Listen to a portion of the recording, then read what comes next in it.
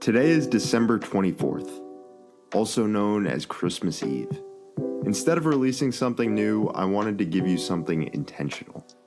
What you're about to hear is a special collection of 3 past episodes that I handpicked to be experienced together. This past summer, I released back-to-back conversations with Dr. Anna Lembke, Dr. Lisa Miller, and Jeff Krasno.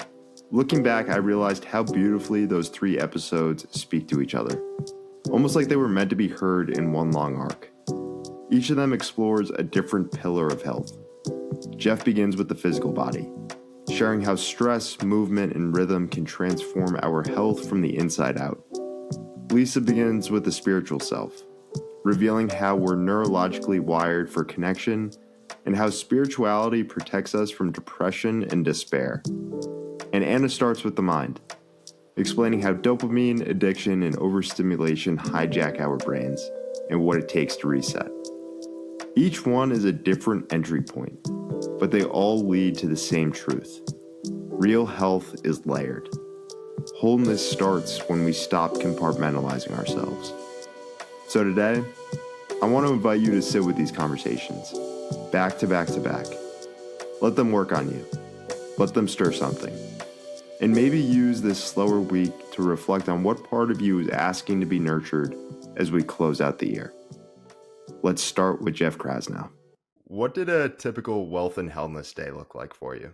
Yeah, of course, this is a little play on words, right? Because I've been in the health and wellness space for a long time, but I found myself in the depths of wealth and wellness a few years ago when I was sick and eventually diagnosed with diabetes. But I was running this company called Wanderlust, which is like a big festival company devoted to health and wellness. But, I was on the business side of that equation. So I found myself really ensnared in all of the insidious behaviors of kind of like modern life. I was getting up very insomniatic. So I was getting up probably, 3 or 4 in the morning.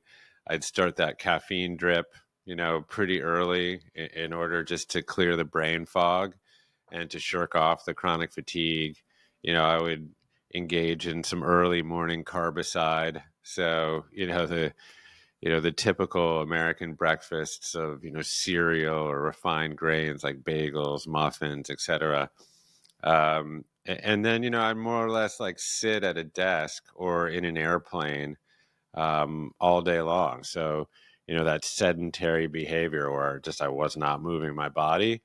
And then by, early evening, I'd be like totally wiped out. And the only way that I could sustain myself at that juncture was, grabbing a glass of Cabernet. So it was really like that, that coffee to wine o'clock trap, that you can exist that way on this hedonic treadmill for a while, but as I found out, it eventually catches up to you.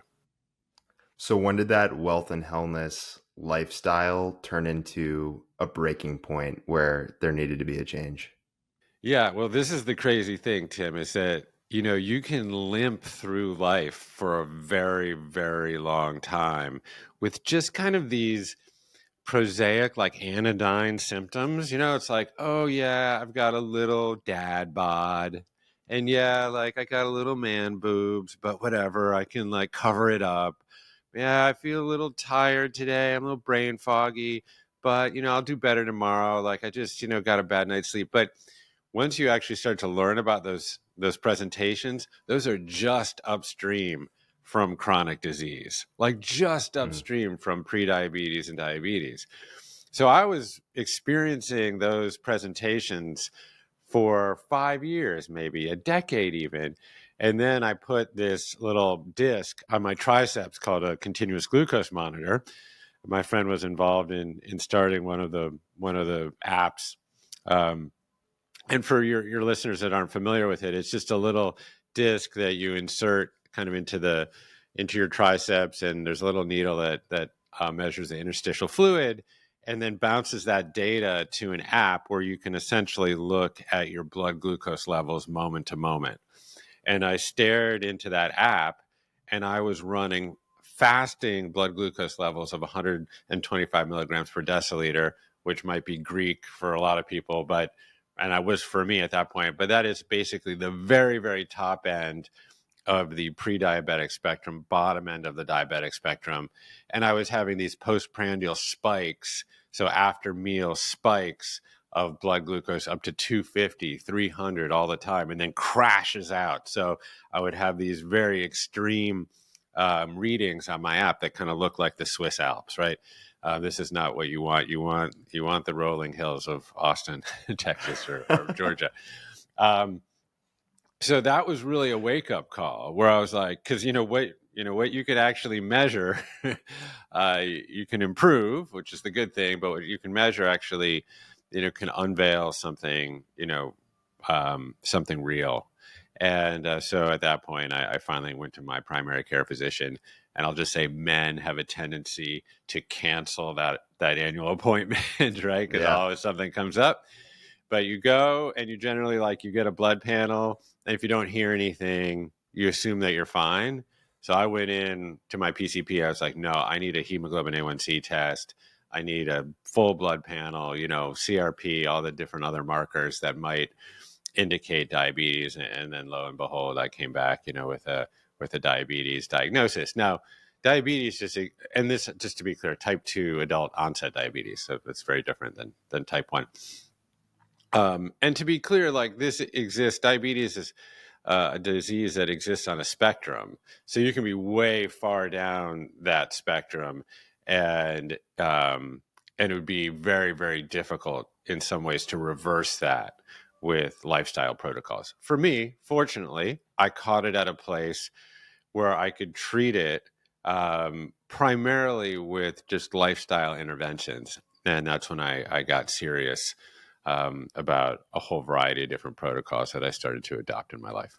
Why do you think we see healing as being this miraculous undertaking and this miraculous process that has to happen rather than something that can just naturally unfold? Yeah. It's funny. I don't know. I think that humans tend to be crisis driven. And, we see this in forms of addiction and recovery all the time. We have to hit rock bottom in order to have this wake up call to then start to kind of swim with our body's current, and heal. And that was certainly the case for me. I suppose there were, there were depths that still awaited me, but I had a moment where it's like I had to actually take sort of intervention and a very muscular intervention in order to allow my body to essentially activate its healing mechanisms. And so, and I think sometimes, that's what it takes. I mean, I think of it as kind of with a river metaphor. It's like a polluted river can clean itself to a certain point. But once it kind of turns that point where it's no longer able to heal itself, then, really, really invasive intervention has to take place. And that's generally how we've operated here with our modern medical paradigm. It's no doctor is prescribing you a continuous glucose monitor as a prophylactic against diabetes, right? Or even pre-diabetes. They wait and wait and wait and wait and wait until then there's a disease that you can be labeled with. And then here's a cocktail of pharmaceuticals generally to address the symptoms of those diseases instead of preventing them or trying to get to the root cause of them. So, this is a modern conundrum. I like how, if we're going to put a positive spin on this, I feel like the demise of your physical health, but also the introduction to this healing process for you, wasn't just a physiological process, but it was also a psychological and sociological process of healing as well. And you reflecting back earlier on in your life especially very early on in your childhood. So, I mean, how do you see this entire process of your physical health being compromised also being the launching pad for you to heal not just your physical body, but just your whole being in general? Yeah, I think for so many of us, we become the story that we tell ourselves about ourselves. And I had a story about myself, which was like I was always the fat kid that would do anything to be liked and to fit in. And that story had its origin in me being a very, very chubby kid, getting moved around the world by my parents into new schools, into new languages, into new social situations all the time. And I was always ready to compromise any aspect of my authentic self in order to fit in and feel a sense of belonging. And that really then informed a lifelong of people pleasing, and essentially fawning as a means to achieve that connection. And so that was my story. My story was like, I'm just this fat kid who'll never really be liked, and my fate is written in the stars of my genetics. I'll never change. And for so many people who are experiencing a feeling of spiritual or psychological deficiency or physical deficiency, change seems impossible, but I, started to get super into Buddhism, for example. And, one of the tenets of Buddhism is that we are impermanent, right? That we are just changing moment to moment in relationship to our environment. And that's a sort of a metaphysical concept, but when you start to actually study the human body physiologically, you see that spiritual concept mapped everywhere in your human body, right? It's like we have 39 trillion microbes in our colon and increasingly found in every organ of our body that's turning over every 4 minutes to 24 hours. There is nothing permanent about Tim or about Jeff, right? We're metabolizing food into ATP. That ATP is getting burned off. It becomes ADP. We have waste products. We have carbon dioxide. We have water. We're constantly burning. Different. We're enzymes are changing. Hormones are changing, and when you really confront that reality, what you realize is that you are nothing but change. You are 7 octillion atoms experiencing 37 billion chemical reactions per second, right? Change is all that's on offer for you. And so that is a physical concept, but it's mirrored kind of by a metaphysical idea. And discovering that was key for me, because if I realized and could grok that all I am is change, then I have some degree of agency to adopt particular kinds of behaviors and alter my environment so that I'm changing adaptively, that I'm moving towards wholeness. That's the process of healing, and away from disconnection and disease. That's the process of ailing. And that healing, ailing exists along this dynamic spectrum. And I have a lot more control than I ever thought about my trajectory on that spectrum. How did Alan Watts also facilitate that change for you? Yeah, a lot of this is based in Alan Watts's, ramblings on Eastern religions. I mean, certainly he talked a lot about those concepts of Buddhism, of interdependence, of the middle way, of certainly impermanence. For example, the middle way became a very, very potent concept into how I started to think about health in my own body, but also more globally. The middle way, or Madhyamaka, is a central philosophy of Buddhism. And it really is a way to go through life that avoids extremes. Originally, it was kind of a way between hedonism and asceticism, but it became kind of more broadly applied in one's human life as a means to find equanimity, to find non attachment, etc. But when I started to actually apply that concept to my own human body, I found that there was a middle way to Jeff, right? And that had to do with like blood sugar management. Like my liver is always trying to find a middle way. It's always trying to find that perfect little balance. It's going to titrate just the right amount of glucose at the right amount at the right time.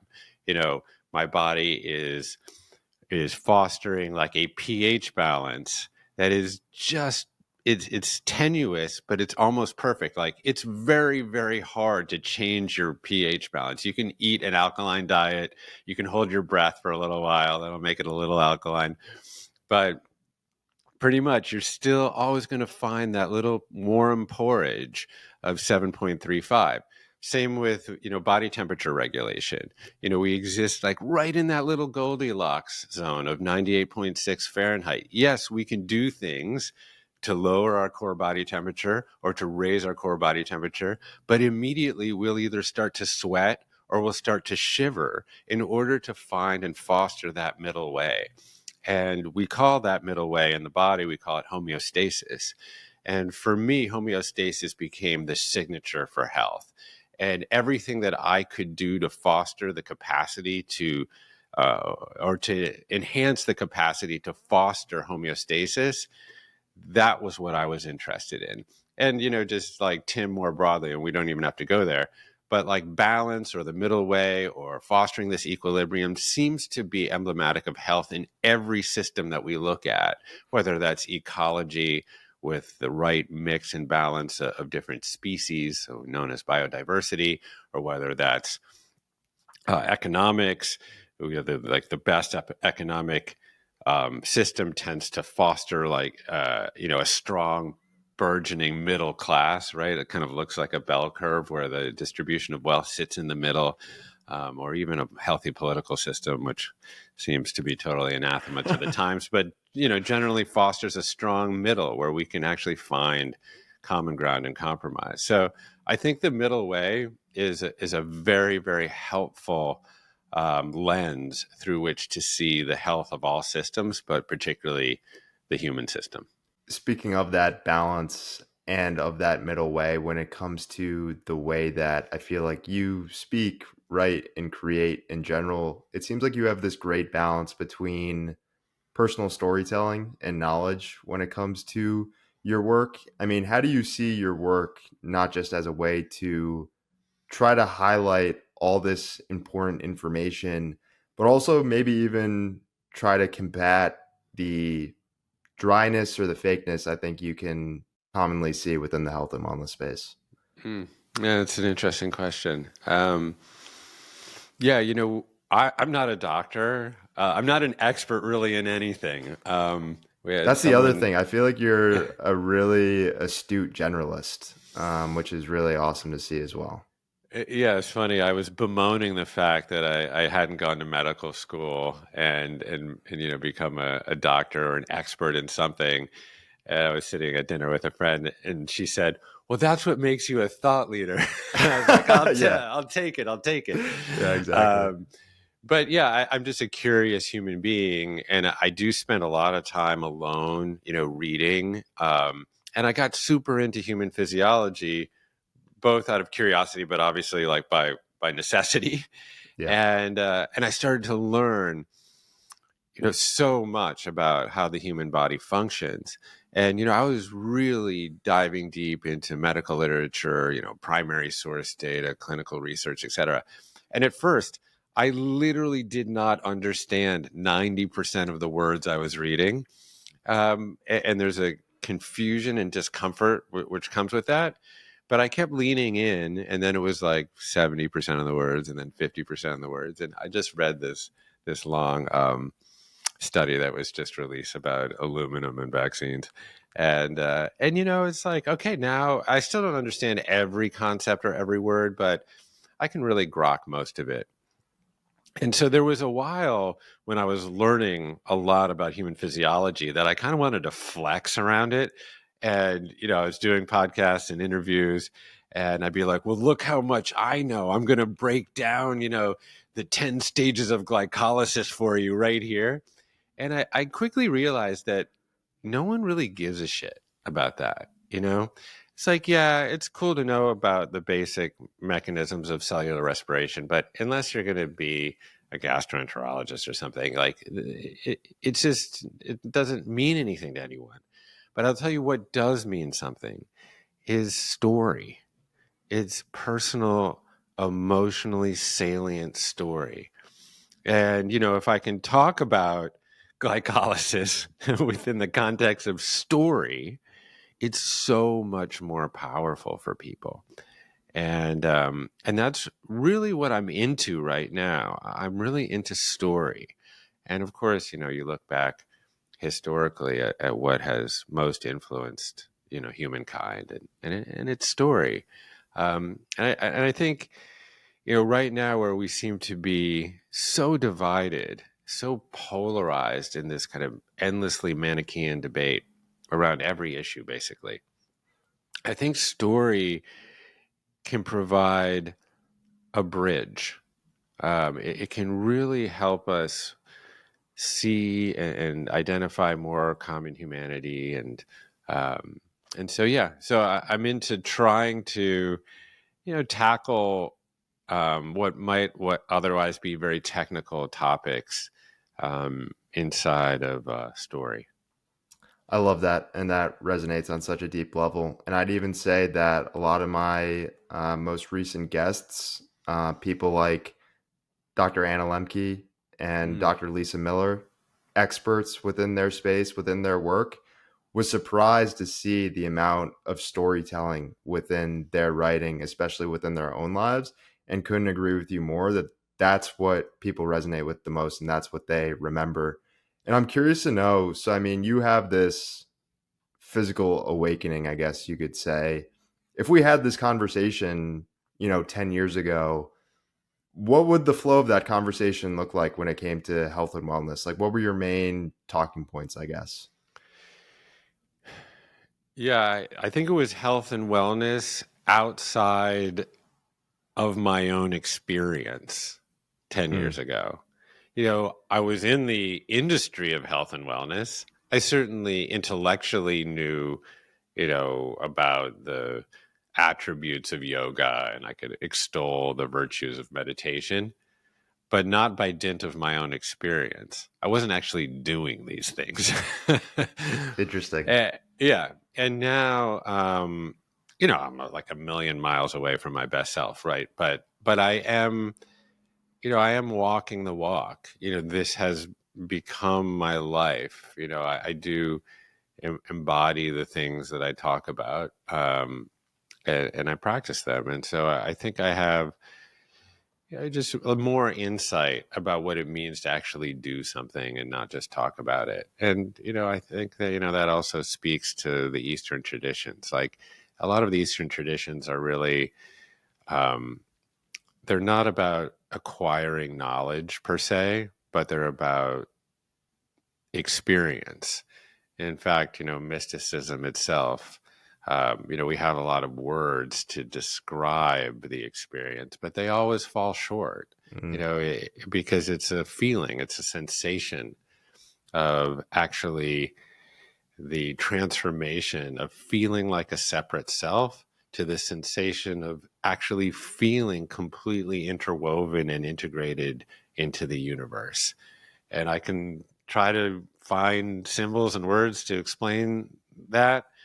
And a lot of people try to do that. I mean, the poets get a little glimpse of it from time to time, but it's like anyone who's had a psychedelic trip, right?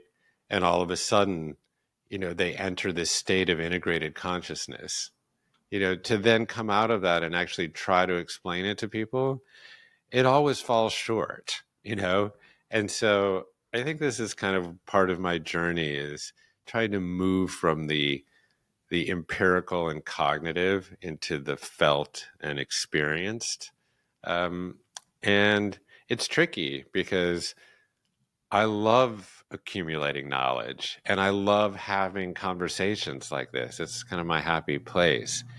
But that sometimes anchors me in a heavily cognitive space, and to really free yourself through experience is something that you have to commit to. Going back to that balance, though, I feel like you have been able to do both. You have brought words and knowledge to your experience and your story, and getting deeper into that.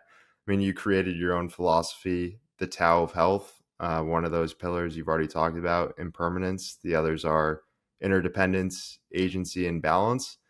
How long did it take to solidify that whole philosophy, and why were those the four things that you focused on?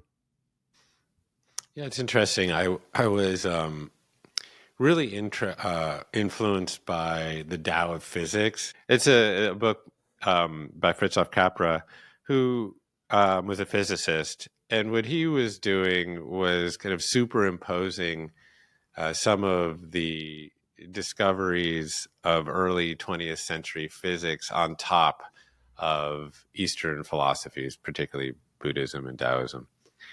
And what he was saying around physics, when we, essentially when Einstein upended Newtonian physics and upended this kind of mechanical understanding of the universe, and with the theory of relativity found that time and space were conjoined and also relative to the participant, and that you couldn't actually break down matter into its component building blocks to really understand how the world actually functions, or the universe functions.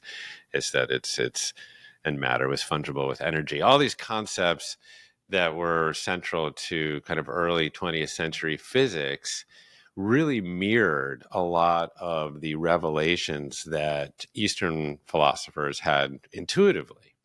And I started to think about 21st century physiology or medical science, and I started to see a lot of parallels there. The like the last half of the 20th century was very mired in genetic determinism. So once we discovered that DNA, or the structure of DNA, in the early 1950s through Watson and Crick and Rosalind Franklin, we basically became obsessed with this idea that you could break down the human experience into its component building blocks, and that essentially our destinies were fixed through our DNA. And by mapping our genome, we could basically uncover the source of every disease, the etiology of behavior and morphology, and all these things.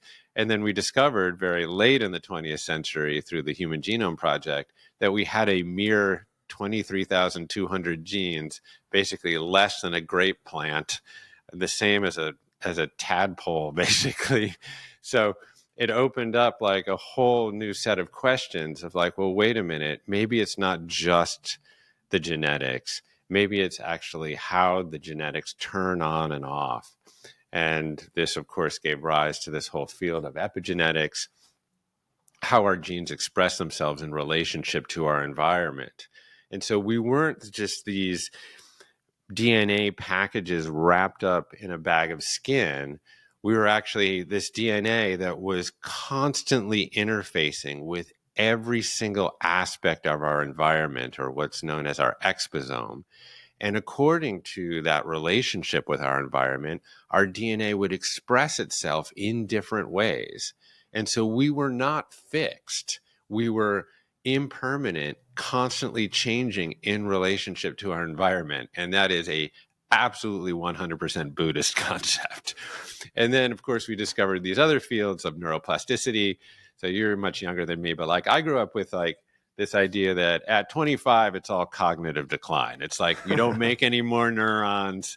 You're just barely holding on to your memory at that juncture. And then, of course, now we've discovered, no, that's not true at all. We're actually, there's some parts of the brain that slow down, but we're actually making new neurons and new synaptic connections, all the way through life.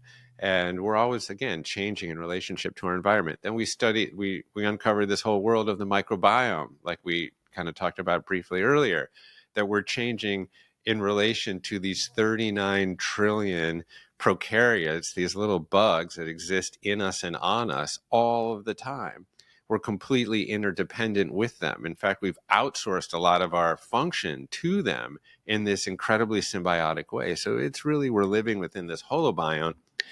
And these concepts of 21st century medical science really mapped on to kind of what Fritjof Capra was talking in the Tao of Physics, as he was, really addressing more physics as it relates to Eastern philosophy. I was like, oh my God, we've entered this Tao of health, where the human body, what we're discovering, it's not fixed at all. It's completely impermanent. It's completely interdependent, changing in relationship to its environment moment to moment.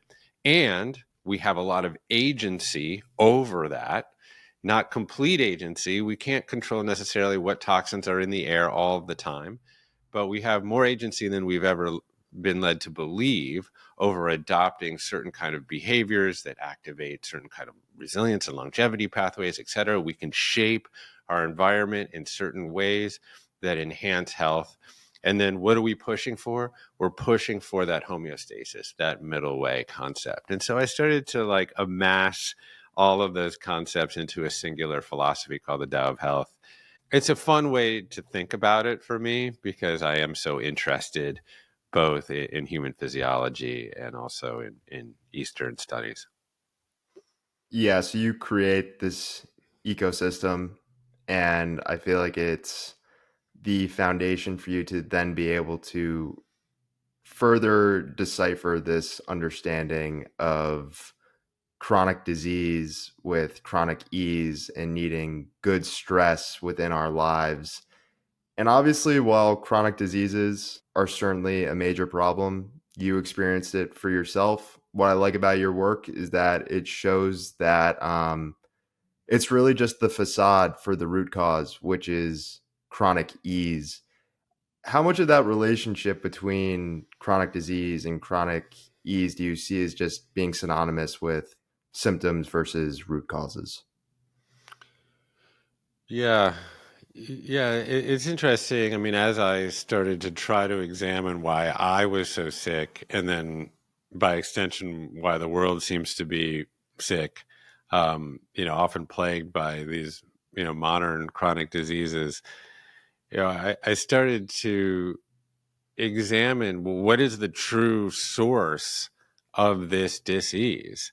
And, this is like sort of a playful turn of phrase, but my theory was that chronic disease is really the result of chronic ease.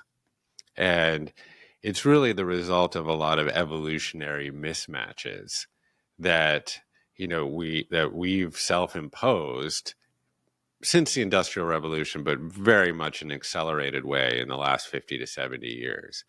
We evolved in relationship to our environment for hundreds of thousands of years as Homo sapiens and millions of years before that as hominids. And that environment included, for example, some calorie paucity from time to time, right? It included exposure to massive fluctuations of temperature. It included exposure to nature, with very little shoes, with very little clothes, certainly not with water resistant, stain resistant fabrics. Um, it included living cooperatively, in communally, in tribes of 80 to 100 people. So this was the way that we lived and built ourselves and designed and engineered ourselves for hundreds of thousands of years. And then in a very, very short period of time, from an evolutionary standpoint, we totally switched up the way that we live, our culture. We introduced ultra processed, always available calories. So, I mean, we never evolved with that, right? But so, there's no real head scratcher of why, we're suffering from 45% obesity levels in the United States, or up to 80%, overweight percentages in the United States, is that our culture has hijacked our biology and is literally using it against us, you know? And of course, sometimes this is done in the name of profit. There's engineers sitting in a room, basically bioengineering food to hit, this ancient bliss point this soup, this perfect little combination of sweet and salt and fat to trigger, endless kind of dopamine spritz. So of course we become addicted to these foods that are really, really maladaptive and are, I would say probably the number one cause of a lot of these chronic diseases. And then you combine this always availability of cheap processed calories with a feeling of kind of spiritual and psychological deficiency. And you really get a toxic combination because, so many of us, because we're just glued to this phone all the time, and the phone and all of the attention economy that is bottled in that phone is designed to trigger us. It's designed to trigger outrage and fear, to tickle essentially human negativity bias, to make us feel not enough. I mean, social media is essentially designed for comparison. So we're always in a state of some form of amygdala hijack or sympathetic nervous system overload. And we're always mad or scared or feeling deficient.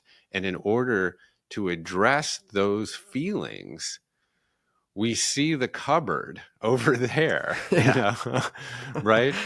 And that larder is stocked with foods that are engineered to make you feel better for 10 to 15 minutes at a time. And that combination is, man, it is just so toxic. Because if I can get that dopamine spritz with a bag of Doritos or a bag of cookies, man, I'm going to go for that. Because it's going to assuage these feelings of discontent and deficiency. And this is why, I mean, man, we really need to now self-impose the Paleolithic conditions in which we evolved in order to realign ourselves with our biology. That last line that you said there is what I loved most about your book, Good Stress, because there's a lot to unpack there with what you just said. Yeah. But I think that last line sums it up, where we need to purposefully do what was just a natural process of living for eternity, basically. That's it. I mean, there's so much information about how to be healthy online, and it can feel overwhelming. So I generally try to give people this simple lens, which is just ask yourself, how did I evolve? That's going to provide you with so many answers. Yeah. Like, apply that, for example, to movement or exercise. Like, there's so much information. It's all zone 5 and HIIT. No, it's all zone 2 because you're going to be fat burning more in zone 2. No, it's all about, resistance training. You got to be in the gym, you're doing resistance training, all muscle groups, whatever. We're just getting piled with information. But if you just ask yourself more simply, how did I evolve? Well, I walked a lot, right? Like 7 to 10 miles a day. That's 14,000 to 20,000 steps if you're counting on a device, right? So I walked endlessly. That's zone 2. Sure. Okay, now we call it zone 2. Every once in a while, against my will, I broke out into a full sprint because I was getting chased by an ungulate, okay? So on the savannah. We call that now zone 5, right? That's like high intensity. So a few times a week, zone 5, go get chased by an ungulate, right? And then what else did I do? I lifted heavy things. I chopped wood. I built structures. That's now we call that resistance training. Okay. So that mix of things right there is your answer. This is how we were engineered as human beings, engaging in these activities. That should be your answer. But even more than anything, think about movement as just a natural and integrated organic part of your life. It's not something that you should be doing from 5:30 to 6:15 that sits in like a fluorescent blob in your Google Calendar. That's not going to work. Sitting in a chair all day to then go do some chronic cardio for 45 minutes at night, that is not a recipe for success. We've built oh God, now I forget the number. It's some 45,000 gyms, I think it is, since the 1970s. How's that worked out? Not great. We've basically doubled to tripled our rates of obesity in that same time period. So we really just need to think about moving all the time throughout the day. And there's little hacks to be able to do that. We call that now NEAT. We actually have to have an acronym for it, which I think is non-exercise activity thermogenesis. You don't have to think of it that way. You can just think of it of like every hour, take a 5 to 10 minute walk, or do 20 push-ups, or do 10 pull-ups. Essentially just integrate movement and exercise, body weight exercises throughout the course of your day, because that is how we evolved. We didn't evolve with an Equinox membership. Yeah. So, what did your personal routine look like, especially in that first stage of being diagnosed with diabetes and getting out of that? Yeah, well, the first stage was more fundamentalist than my life is now. And I needed that because I was in a relatively acute situation. Now, like, I'm not nearly as neurotic about my program because I've set a baseline, like a solid Yeah. metabolic baseline, and I've built up just non negotiable habits. Um, but in those early days, what I was starting to experiment, and I I really think of like my protocols as being half a distillation of interviewing brilliant people and like half a lot of me search, just N of one experimentation. So I started to experiment with different fasting protocols. So certainly like a basic intermittent 16/8 fasting protocol became pretty central to what I was doing. I changed the nature of my diet itself from a carb heavy diet to more of a keto oriented diet. So a combination of good amount of plant consumption for fiber, but then a really much more protein and low glycemic index. So that was kind of how I started to think about food. And then one of the keys was adopting a cold water therapy protocol. So I got very into some of the Wim Hof stuff and then trying to modify that. And I have a very particular viewpoint on that, which maybe I'll get to. And then the last bit was really doing more resistance training. I was never that gym rat guy. I'm sort of a closeted gym rat now. And because muscle is, well, it's beneficial for so many things, but it is incredibly beneficial for blood glucose management because it is essentially just a glucose vacuum, and you don't even really need insulin to uptake glucose with a contraction of muscle. So you're giving your pancreas a break there too. So it was really the stacking of a of an intermittent fasting protocol, a cold water therapy protocol, and then the right combination of kind of zone two and resistance training that really started to make the difference for me.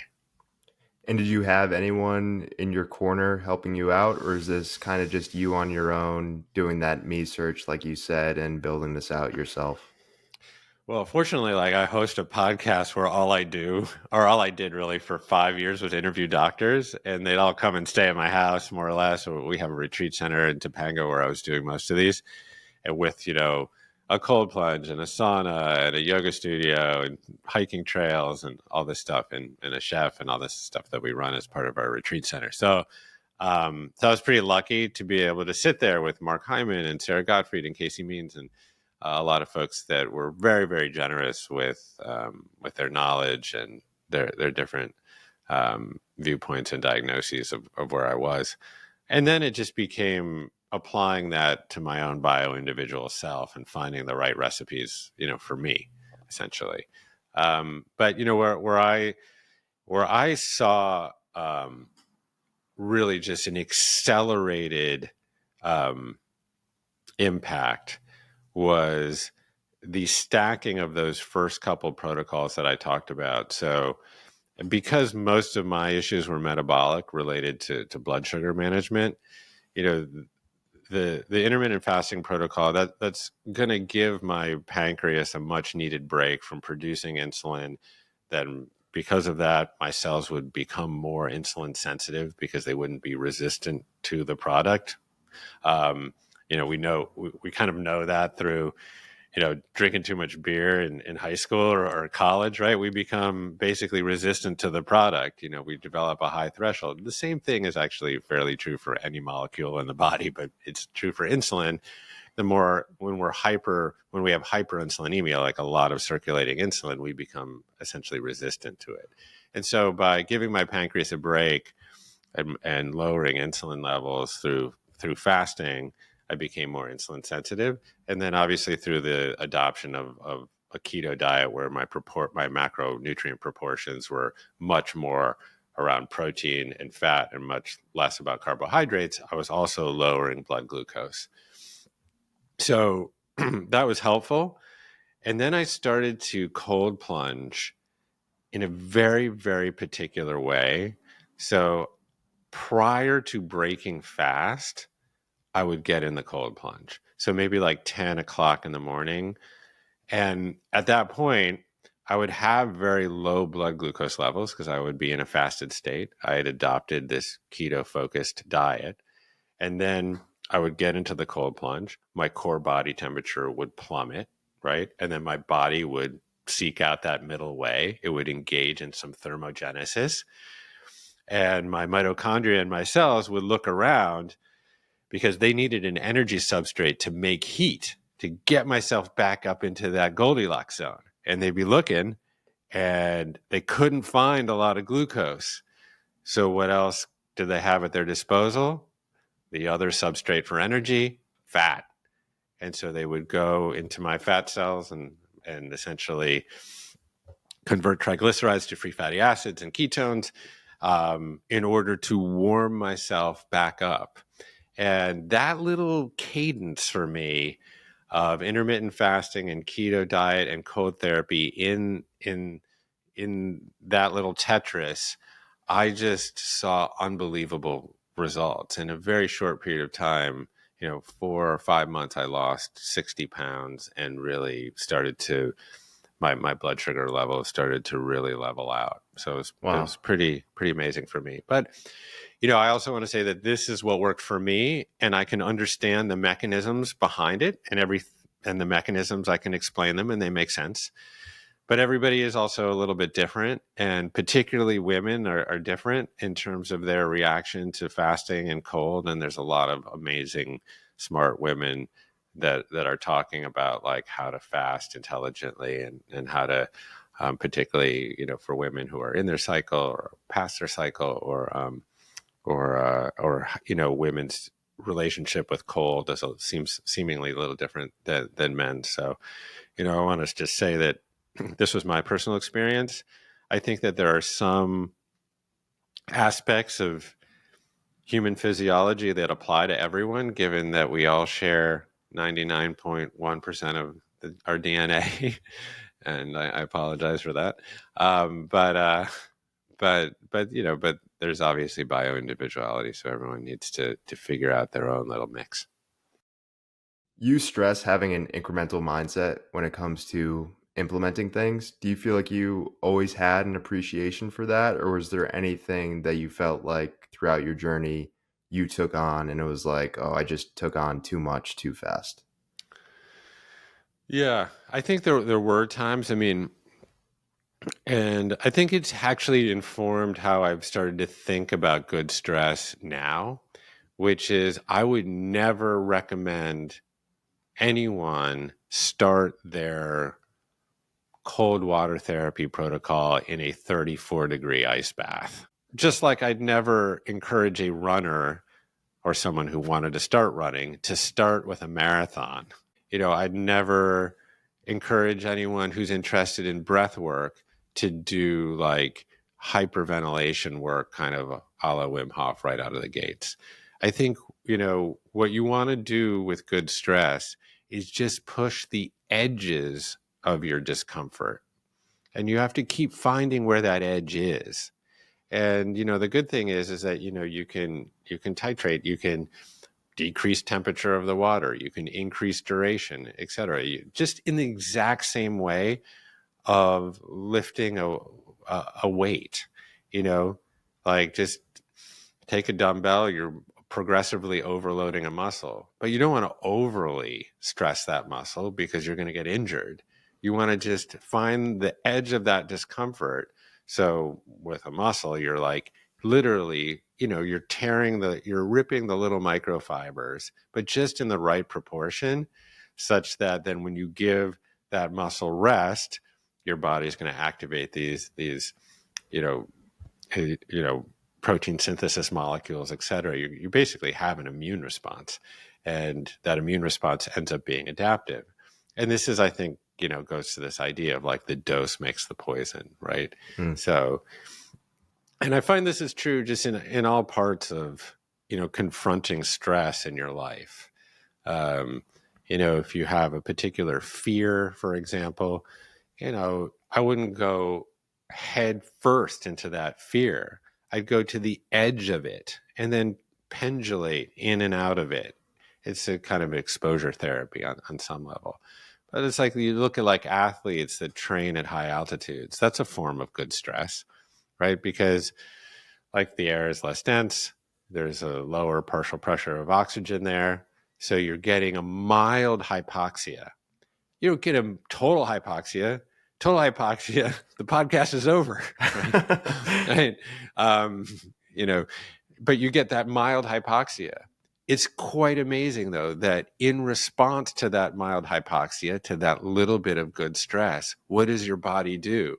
I mean, you have these chemoreceptors that are near your carotid arteries here that sense that mild hypoxia, that little hypercapnia, that buildup of carbon dioxide. And in response to that stressor, your body makes EPO, which basically produces more red blood cells. The hemoglobin in the red blood cells are obviously the couriers for oxygen to your cells for the production of energy at the mitochondrial level. Like you're basically upgrading your ability to make energy by stressing yourself with the right level of hypoxia. And this is exactly why Olympic athletes train at high altitudes. Or you can actually do it. You don't need a high altitude. You can actually hold your breath and essentially create what your body sees at the same conditions is like a buildup of carbon dioxide and some mild hypoxia. So I think this is the lesson, is like find the edge of your discomfort, and you'll generally find that your body, both physiologically and psychologically, will meet that challenge. It's that balancing act. And I actually came up with a couple terms when I was reading your book and thinking about this whole idea. And I see it as stressful versus stress filled.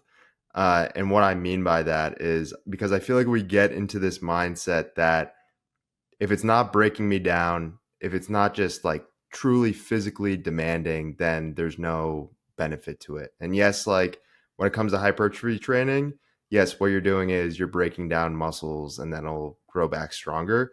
But I think, I've definitely suffered from this in the past and have made mistakes where I feel like if I am not fully on the edge, then I'm not doing what I need to be doing. But it's more so of, like you're saying, let me create that good stress and I'll still be able to get that benefit from it rather than needing to go all the way to the edge. I want to talk about your relationship with fasting a little bit more, actually, because you've spoken about how that wasn't just for the physical or the physiological, but that was more of a spiritual relationship that you had with fasting and how you made the unconscious conscious. And I feel like we've spoken about it a little earlier as well, how we've been talking about, people have that, maybe that spiritual or psychological gap within their life, and these physical things can help create the space for those spiritual and psychological benefits to come into their life as well. So can you talk about that entire experience and relationship there? Yeah, I'd be happy to. And I'm glad you landed on that. Yeah, I found it really interesting that a lot of these physiological stressors actually had very, very potent psychological and spiritual impacts. And it's not something that I honestly expected. I mean, when I adopted a fasting protocol, I was doing it primarily for physiological reasons. And then I became sort of a disciple to that practice. But just because, my fasting or my eating window was, between 10 and 6, let's say, didn't mean that I didn't get hungry at 9 p.m., right? I still had these pangs of hunger. But because I became a disciple to that practice, instead of just mindlessly wandering to the fridge, to grab, whatever was available, I actually had to stop and witness the nature of the hunger itself and ask myself this question: is this hunger that I'm feeling right now a biological need or a psychological desire? Mm. And 99.9999% of the time, it was a psychological desire. I mean, I'm relatively slim, but there's enough stored, warehoused energy in the form of fat on this body to last a good month or so. It's not a biological need, right? This was a psychological desire for food. Because why? I don't know. I was bored. Someone insulted me on Instagram. I felt less than. I wasn't hitting my goals. I was frustrated in some reason. I was politically triggered. Whatever the question or the source, the ideology of it was, I was looking for a short-term fix, a dopamine spritz to get me through, some sort of feeling of discontent. And, this fasting protocol helped me find that space between the stimulus, the hunger in this case, and the response, the either the mindless wandering to the fridge or a more appropriate response, which is like, oh, actually, I'm fine. This hunger is just because I'm bored. And let me just take a step back and read or drink some water or take a walk. Just have a more appropriate response. And there's a famous quote that's often attributed to Viktor Frankl: is between stimulus and response, there is a space. In that space, there's a choice. And in that choice lies our freedom and liberation. And I really think that that is true with fasting. It provides us with that space. And if you can, eschew that mindless eating, can you not also eschew the mindless checking of Instagram or that extra glass of wine or that retail therapy that you're going to do on Amazon because you're feeling a sense of discontent, or that extra piece of chocolate cake, or just fill in the blank, any maladaptive, addictive behavior that you're doing unconsciously. And so this is why I believe that fasting is really a spiritual practice that has a lot of psychological benefit. I love that.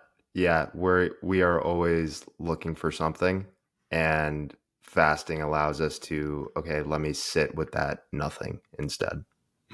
Yeah, well put. Well put. Yeah, I mean, we're always focused on externalities as somehow providing some the happiness that we're looking for. That there always seems to be something out there on the horizon, and we say, if only and only if I can get that thing, well, then I'll be happy, right? But we know that the second that we cut the ribbon off that box, there's another glittering externality that appears on the horizon, and then we're back on the hedonic treadmill, chasing away. Of course, this is also another Buddhist concept. It's like this concept of always craving, of always clinging, is the source of a lot of suffering. And you're absolutely right. If we can, for a moment, to say, no, the thing that I'm looking for is not actually out there, but it's actually in here. But I need this space in order to refocus the spotlight of my attention to in here. And I think a lot of these physiological practices help us with that. I think fasting does, and I think the cold does as well. Something that you mentioned earlier was with your podcast, you basically had a panel of doctors that you were able to learn from, and that really facilitated your journey with implementing all your different tactics.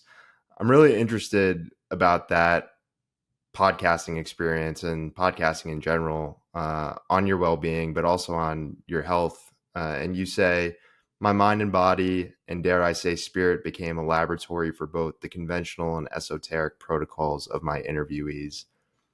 I obviously don't have any data or evidence or numbers to back this up, but I honestly think that podcasting has had a huge benefit on my, I guess you could say, well-being, use that word, but I feel it like on a physiological level as well. Like when I get into these conversations, and I had my first in-person interview about a month ago, like I can just feel my nervous system just totally relax and just go into a meditative and flow state. So I'm just curious to know from your perspective, within your own experiences of podcasting, but I guess just podcasting as a whole, the effects that you think that has on well-being and health. Yeah, I think that there's obviously the information itself that you're going to extract from someone who is an expert.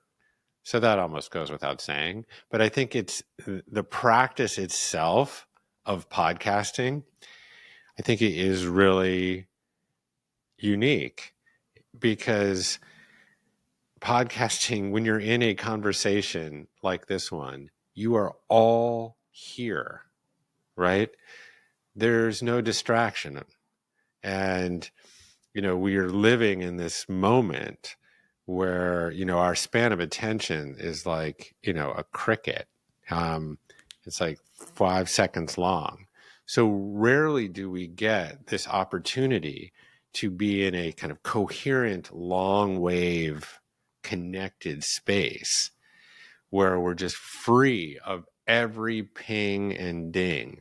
So, like, I wouldn't say that podcasting replaces a meditation practice, but I think that there are aspects of it that are similar because it brings you completely into the present moment, and it does something also separate. I mean, I think you can actually, even though a lot of meditation practices happen in solitude, I think they actually ironically lead to feelings of connection. Um, but when you're in a podcast conversation, you are having a direct connection with another human being, in a really truly deep and meaningful way. And we need that, like we are wired for that experience. I remember sitting with Gabor Mate, and he was talking about how humans evolved. And, he said, if you could map the entirety of human history onto the course of a day, we lived communally for 23 hours and 54 minutes of it. We are literally engineered for these kinds of connection. And in the absence of it, we feel incredible loneliness, and loneliness is right there connected to addiction and depression and all sorts of other mental and physiological diseases. In fact, there's like that report that many people have studied now that have came out of BYU that equates loneliness with smoking 15 cigarettes per day, right? Yep. So not everybody wants to be a podcaster or should, although it seems like everybody almost is a podcaster at this juncture. And everyone is also a facilitator of psilocybin. That's the other thing that I found. I was like, there's no one left to take the psilocybin because everyone's a facilitator. But that's my little echo chamber anyways. But even if you're not a podcaster and you're just listening to this, have your own private podcast, if you will. Make that time to have those deep connective experiences, because like you say, it's just a sublime and wonderful feeling. And you really learn and you grow. And I think you enhance your capacity to be able to connect with more and more people the more and more you do it. Jeff, I think that's a beautiful spot to leave things off. Thoroughly enjoyed talking with you today. Where can people go to learn more about you, all the work that you do, your book as well, if they want to connect with you? Yeah. So I scooped up goodstress.com. So if people are Wow. interested in purchasing a dusty old scroll or getting it on Audible, they can do it through goodstress.com. And I can also throw in a bunch of awesome goodies with a lot of my influences there. So that's a good place. I'm waxing on Instagram and TikTok at Jeff Krasno. And like I was telling you before, I'm embarking on another good stress project, which is a one-man comedy show, um, sort of leaning into the discomfort of a little bit of stage fright. So I'm just developing that show, and I'll be workshopping it around and eventually writing a book on what it's like to be a dad of 3 girls. Netflix special is the next thing on the list there for that too. Yeah, let's not get ahead of ourselves, but I'll hold that out. I'll hold that out as a goal. Jeff, great talking with you today. Yeah, I loved it, man. Thanks. You just heard from Jeff Krasno, someone who used physical breakdown as a doorway to full body healing. He showed us how honoring the body's rhythms through discomfort, fasting, movement, and even silence can realign us with how we're designed to live. Now we pivot. Dr. Lisa Miller brings a totally different lens. She starts from the soul. She's a Columbia University professor who studies the spiritual brain, and what she's discovered through decades of science is that spirituality isn't fluff. It's not a nice to have. It's a biological imperative. She's about to walk us through how spiritual awareness can change your brain structure, reduce depression, and act as a protective factor in every area of life. What are the key distinctions you make between spirituality and religion?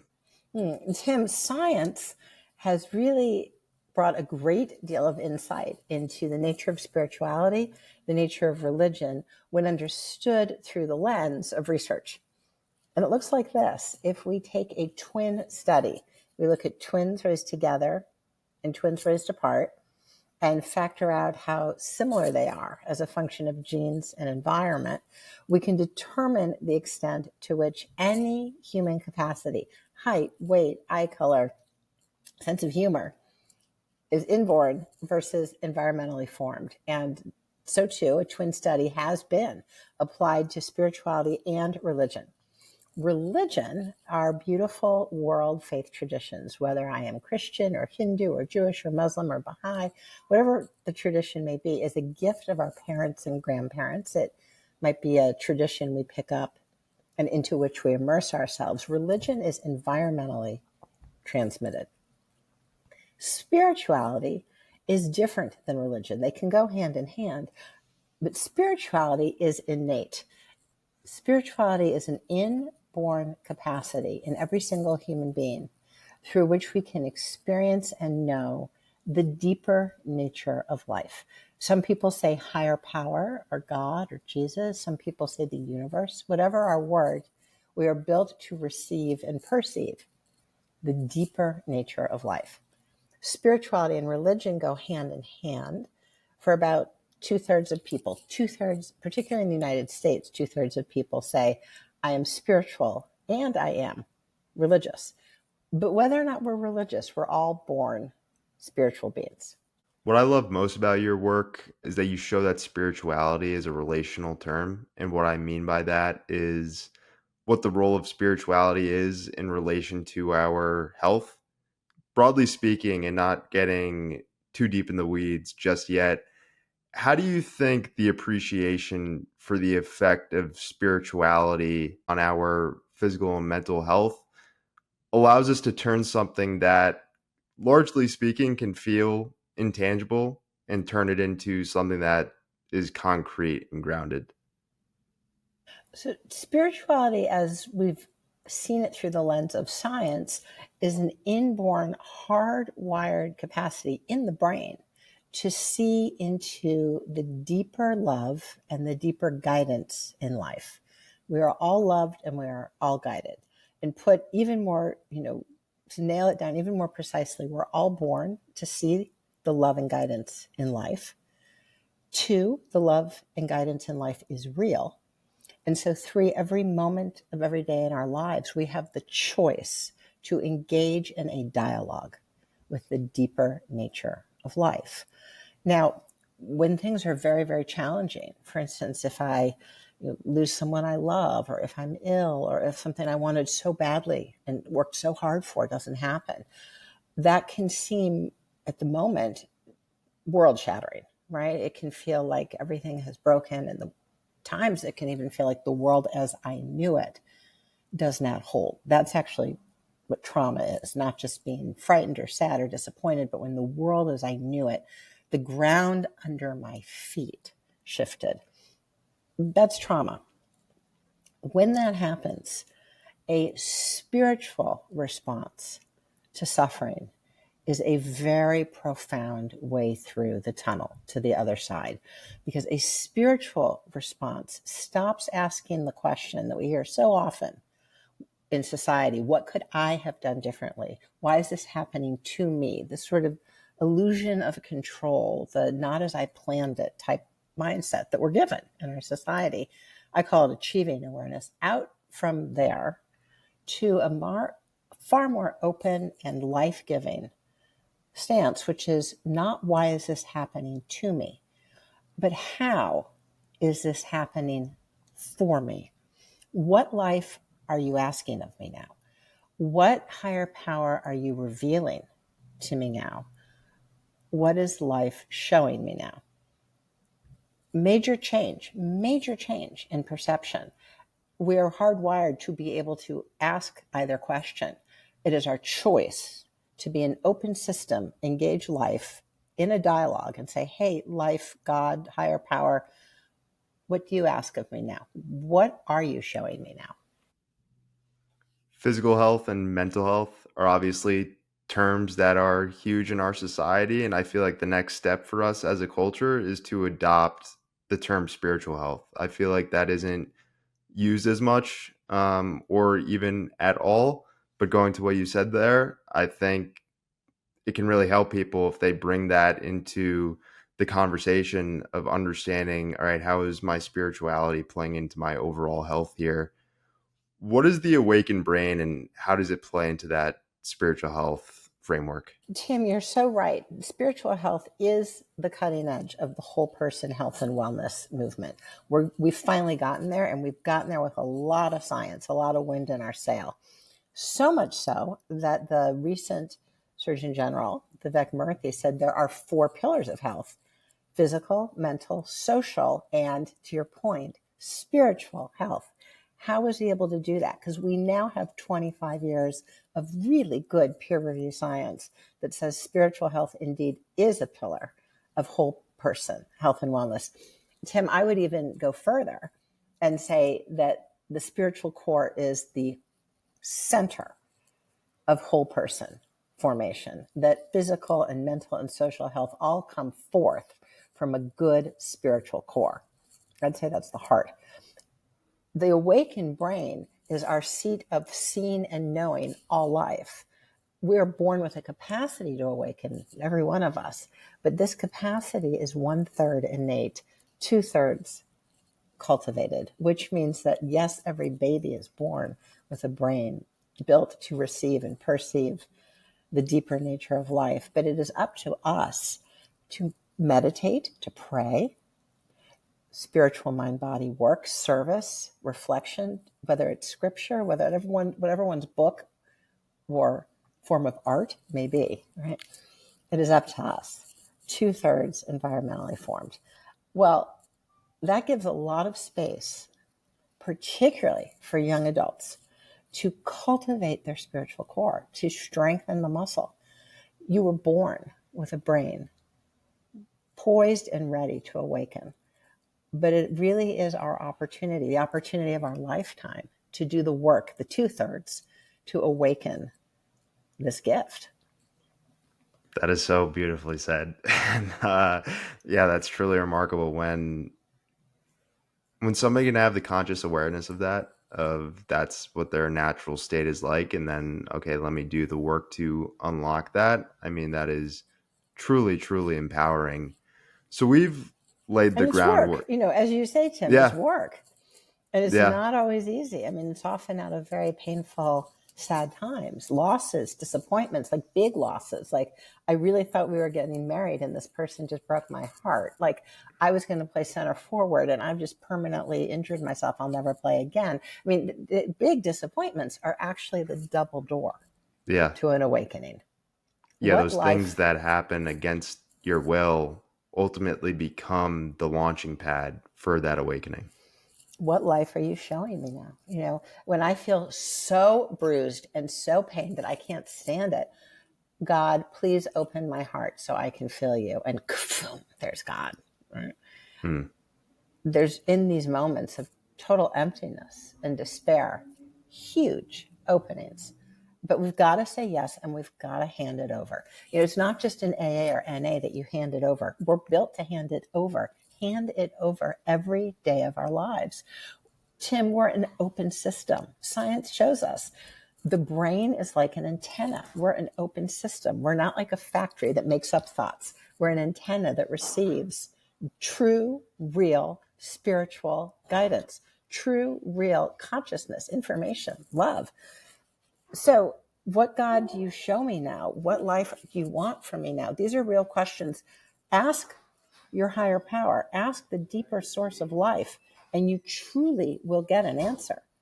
All we have to do is hand it over. But the most important core of our whole being, we must cultivate. And there's far too little discussion of this amongst friends and society.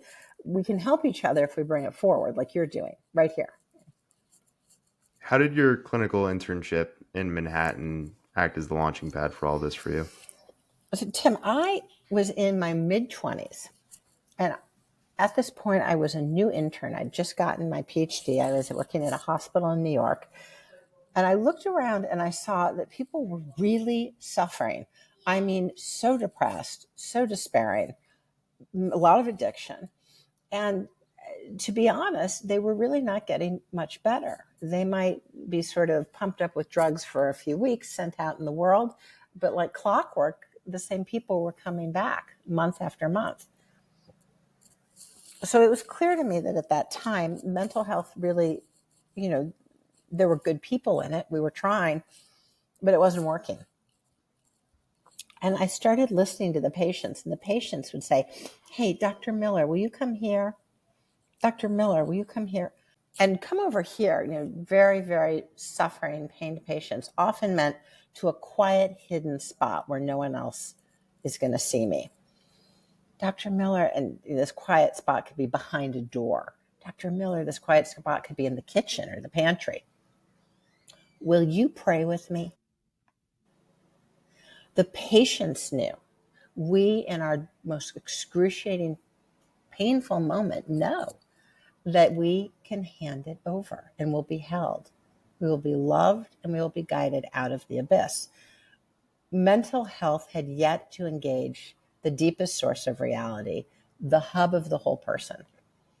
So I then dedicated the next 30 years of my life to taking the lens of science, the language that mental health understands and takes to be legitimate and valid and paradigm changing, held up the lens, MRI studies, genotyping studies, long-term clinical course studies, and said, wow, in peer-reviewed, published top journals, humans are naturally spiritual beings. And not only is this our greatest resource, it is our foremost way of seeing through the most excruciating moments of our lives, a spiritual response to suffering.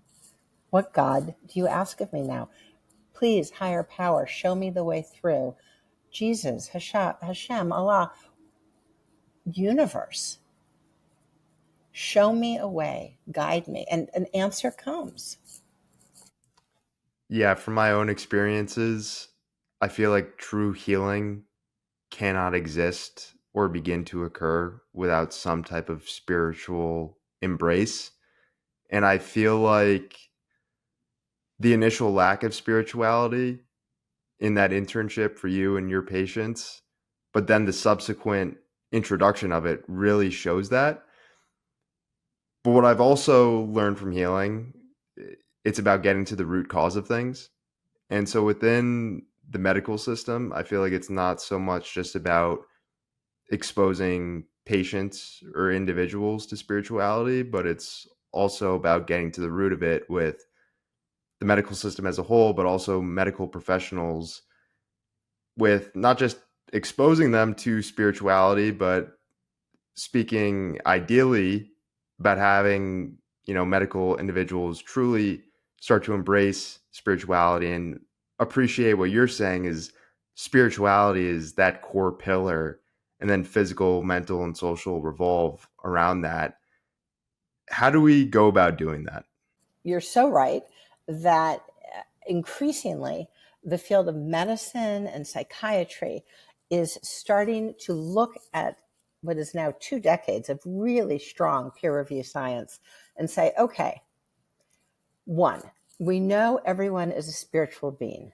Two, that it is our choice and our effort and our commitment to cultivating the spiritual core. Just like a muscle, we can build the strength of our spiritual brain. We can awaken and strengthen the awakened brain.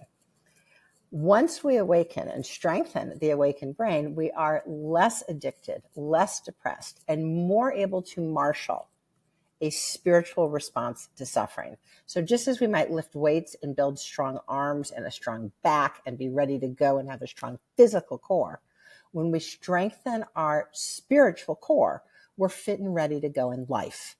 Life still is going to bring rainstorms. Life still is going to bring hailstorms, but we are fit and ready for life. I worked with the Pentagon for several years on the Spiritual Readiness Initiative. The Pentagon was way out in front using the science, the most innovative institution I've seen. And what the Pentagon did was say, we know the science paints a clear picture that every soldier, every man and woman in our army will be more fit and ready if they have a strong spiritual core. And they did it. Just, as we're saying here, they put the spiritual core at the center of the whole soldier. We can do this in civil society. We can do this in universities. We can do this in our jobs. We can do this as human beings individually, one another. We can reboot our lives to say the most important thing in my life is my relationship to my higher power. And from there, all other forms of fitness will follow. I will go to the gym. I will take care of my nutrition. I will sleep and take care of my body. Socially, I will be good to people. I'll treat them as sisters and brothers. I know them as children of God, emanations of, like, rays of the sun of the universe. Physically, socially, emotionally, when we take emotion as saying, hey, what if, just like putting my finger on a hot stove, emotion is touching something real. I'm angry because I'm seeing that I did something wrong or someone did something wrong to me. I'm sad because there is a loss. What if emotion's right? Just like burning your finger on the stove. So we're not stuck there with a burnt finger. We can say, okay, I'm living in a way that's making me or other people sad. I'm living in a way or exposing myself to people that's making me or them angry. Let's start there as saying that's true. Hand that over. Okay, higher power. Okay, God, show me. I open my heart. I turn to you. I hand this to you. Show me. And you may just get an image. I'll just speak from the first person. I remember once, my husband, we're very in love. We've been married 30 years, 3 kids, and we were having this, week or two of friction. And I handed it over. I said, show me, God. What will help us through this rough patch? And what came was a picture of my husband looking really healthy, really hearty, really fed. Now, I mean, it's not like we weren't eating. There was plenty of food in the house. I think he'd been starving emotionally. I realized I had to bring it more. I had to give him more nourishment emotionally. That was the image God put in my path. God will show us what the people around us need or what we need, ways of being. So physically, I'm more likely to take care of myself.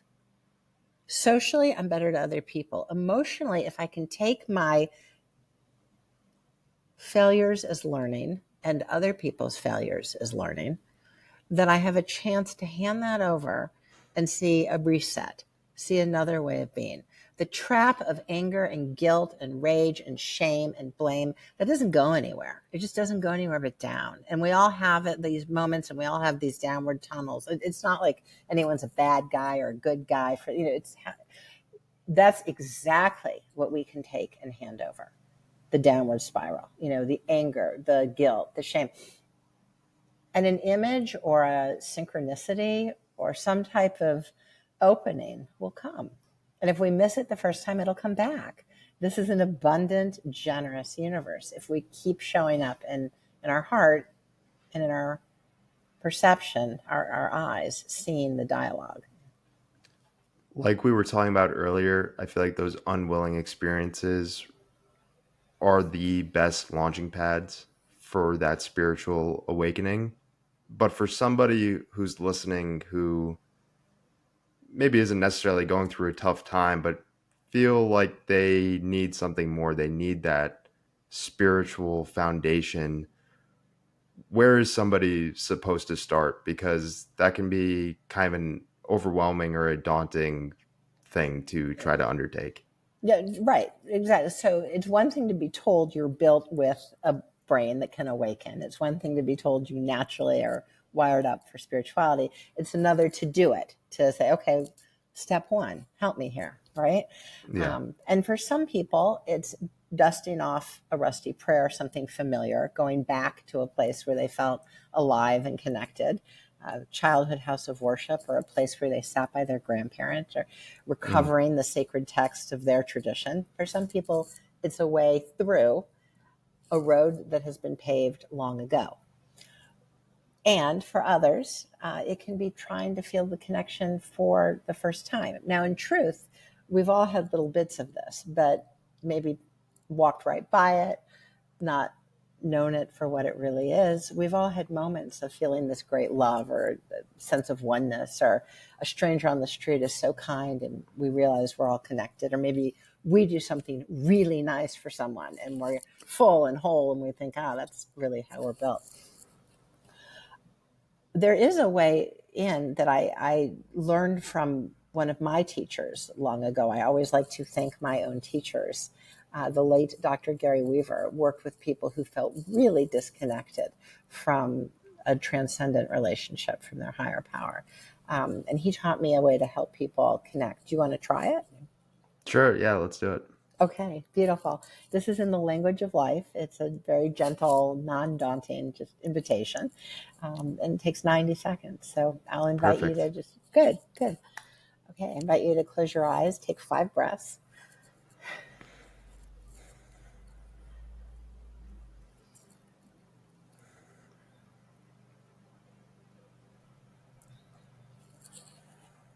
Inside your inner chamber with your eyes closed, I invite you, if you'd like, in your inner chamber, to set before you a table. This is your table. And to your table, you may invite anyone, living or deceased, who truly has your best interest in mind. Anyone living or deceased who truly has your best interest in mind, your best interest. And with them all sitting there, ask them if they love you.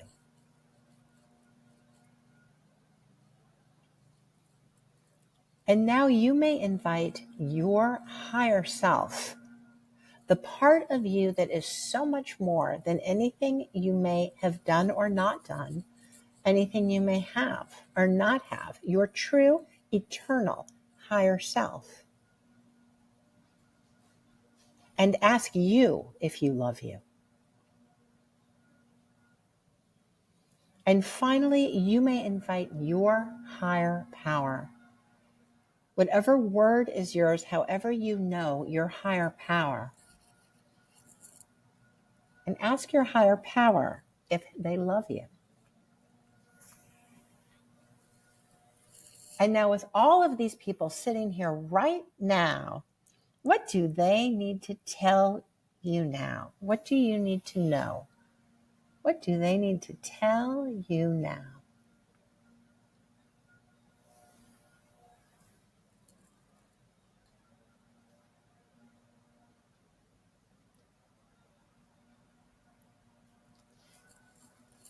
And when you're ready, I invite you back. That was beautiful. Were you surprised by who showed up?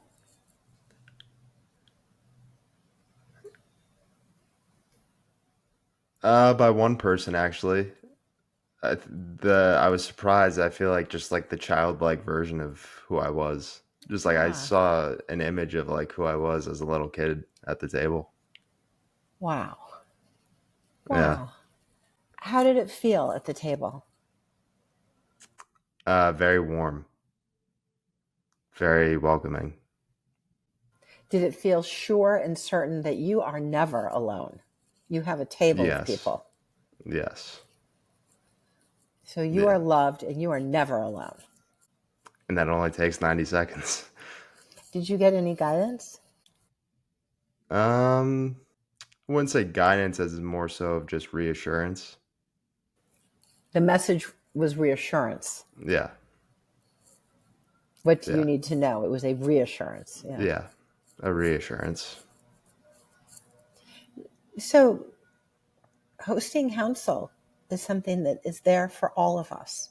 We always have, right by our side, those who truly have our best interest in mind. It might be a grandparent that shows up, right? Mm-hmm. Sometimes people are surprised. They're like, I hadn't thought about this friend in 20 years, but he always had my back. Mm. Very moving. The love that's around us, real love. This is real, whether they are living or deceased. Their soul loves your soul. Their soul walks with your soul. It's very important. And then your higher self is so much more than your failures or your wins. There's people who have said, I was cut from the team. I thought I was going to play in college. I was cut. There's people who say, I was all excited about this job. It went well for 2 years. I haven't gotten a job since then. You're so much more than that. You're so much more than what you've done or not done. You're so much more than what you have or don't have. You're infinite. Your higher self is infinite. You can see it's a direct line to God, the higher power. And you're wise beyond measure. You're infinitely wise. That's your higher self. And then, of course, the third chair people, some people see Jesus. Some people see a bright light. Some people see the Gulf of Mexico. The third chair is yours to visualize, but there is one source of life, and they are there for you. That's what I'm most fascinated about, because I feel like for me, it's never been a visualization when it comes to a higher power or a Lord, but it's just a deep feeling. Like when you said that, it's not like I saw something, but I just felt deeper. It was just like a deeper physiological feeling. In your body, you knew. You felt. Just like just a deeper groundedness. And that's what it's always been like. It's never been visualization, but more so just feeling. The presence of God comes in on different channels for different people. Yeah. So you may be a kinesthetic knower, one who feels and knows with your body. Do you ever have intuitions in your body? Yeah, all the time. And I can also give a very spiritual story to that kinesthetic knowing. So, will you? Yeah. So I dealt with a lot of bad chronic back pain, and no conventional treatments helped me, and was just dealing with debilitating pain throughout my entire body for 7 months or so. And it was a real mind-body treatment plan, and understanding how I had gotten into this neurological wiring of still feeling physical pain, that breaking that wiring is what helped me get out of pain, basically. But there was a moment when I was in Mass where the work that was helping me just really wasn't helping, and I was feeling a lot of debilitating pain. And then we got to this moment in Mass where I was kneeling down, and we all recite together, "Lord, I am not worthy that you should enter under my roof, but only say the word, and my soul shall be healed."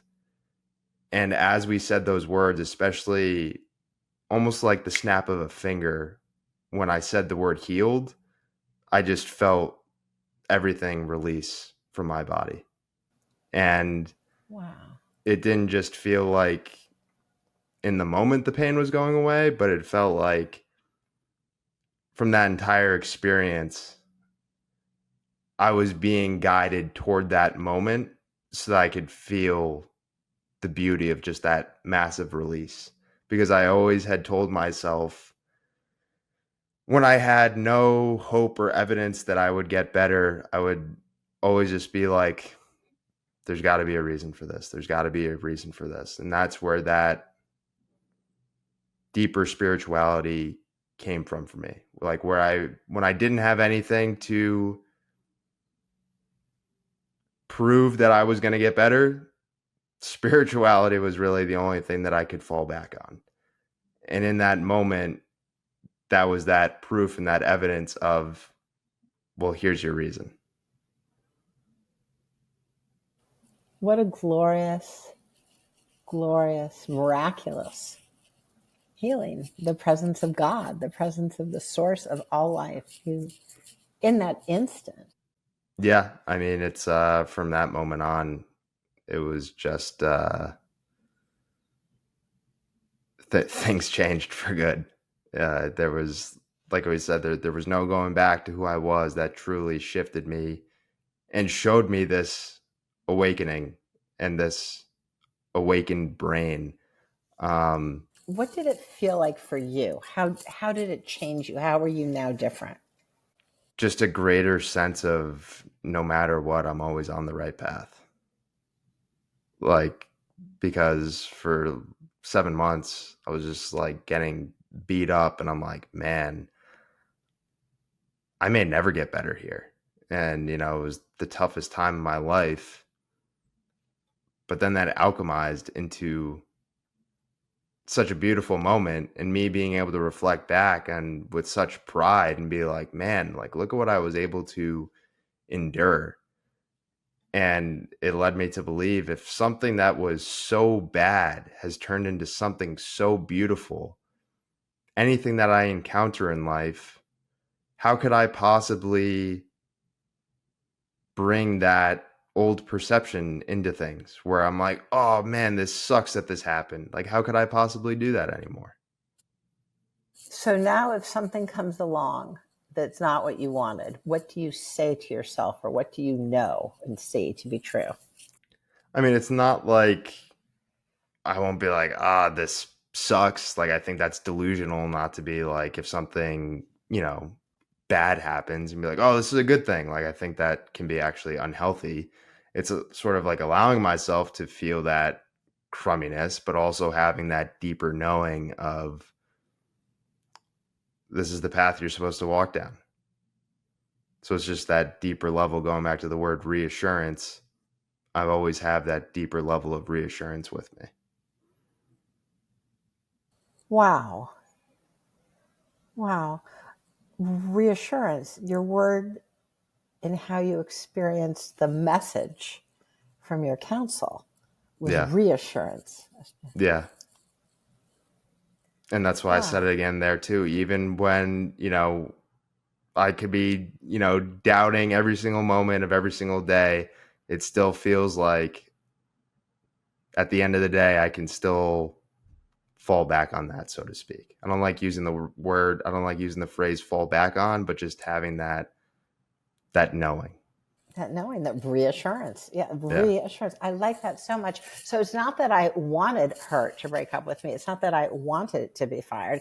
I could still be really disappointed or afraid about how I'm going to pay the rent, or really hit in the heart. But I am reassured that I am where I'm supposed to be and I'm on my path.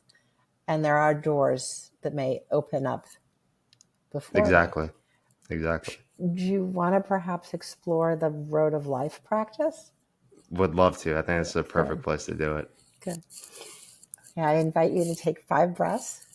Close your eyes, clear out your inner space.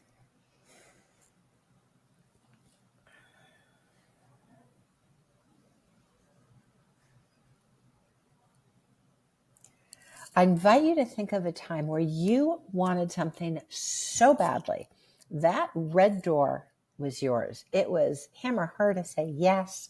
It was that job or internship. It was that place to live, the city you wanted to go to.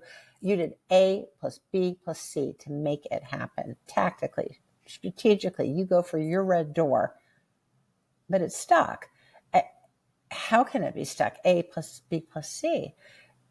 You have no choice. You might be angry or depressed, but you have to pivot. You pivot 50, 100, 110 degrees, and there, over there is a wide open yellow door, a shining yellow door. You might have said you never heard of yellow doors, or yellow doors don't exist.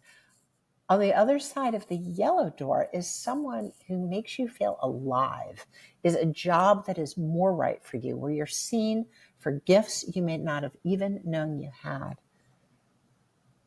You join a community that makes you feel alive. This yellow door has so much to do with who you are and where you are today.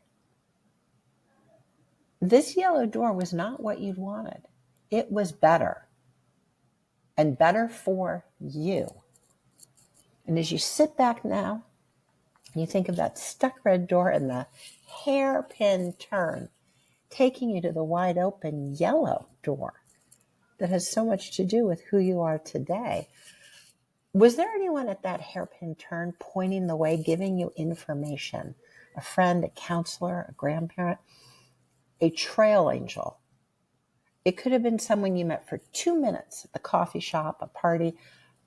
It could have been someone you've known for years, a trail angel pointing you to the yellow door. And as you sit way back, stuck red door, hairpin turn, trail angel, and wide open yellow door that has so much to do with where you are and who you are today. How really are the most important parts of our lives found? Is it only through control and planning? Sure, we've got to do our part and work hard. But are some of the most important parts of our lives not totally planned, not totally controlled, but found in dialogue with the deeper nature of life? Trail angels, open yellow doors. Is there a force in us and through us and around us guiding? And are you an open system in dialogue with this deeper force? Are we less makers of our path and more discoverers of our journey?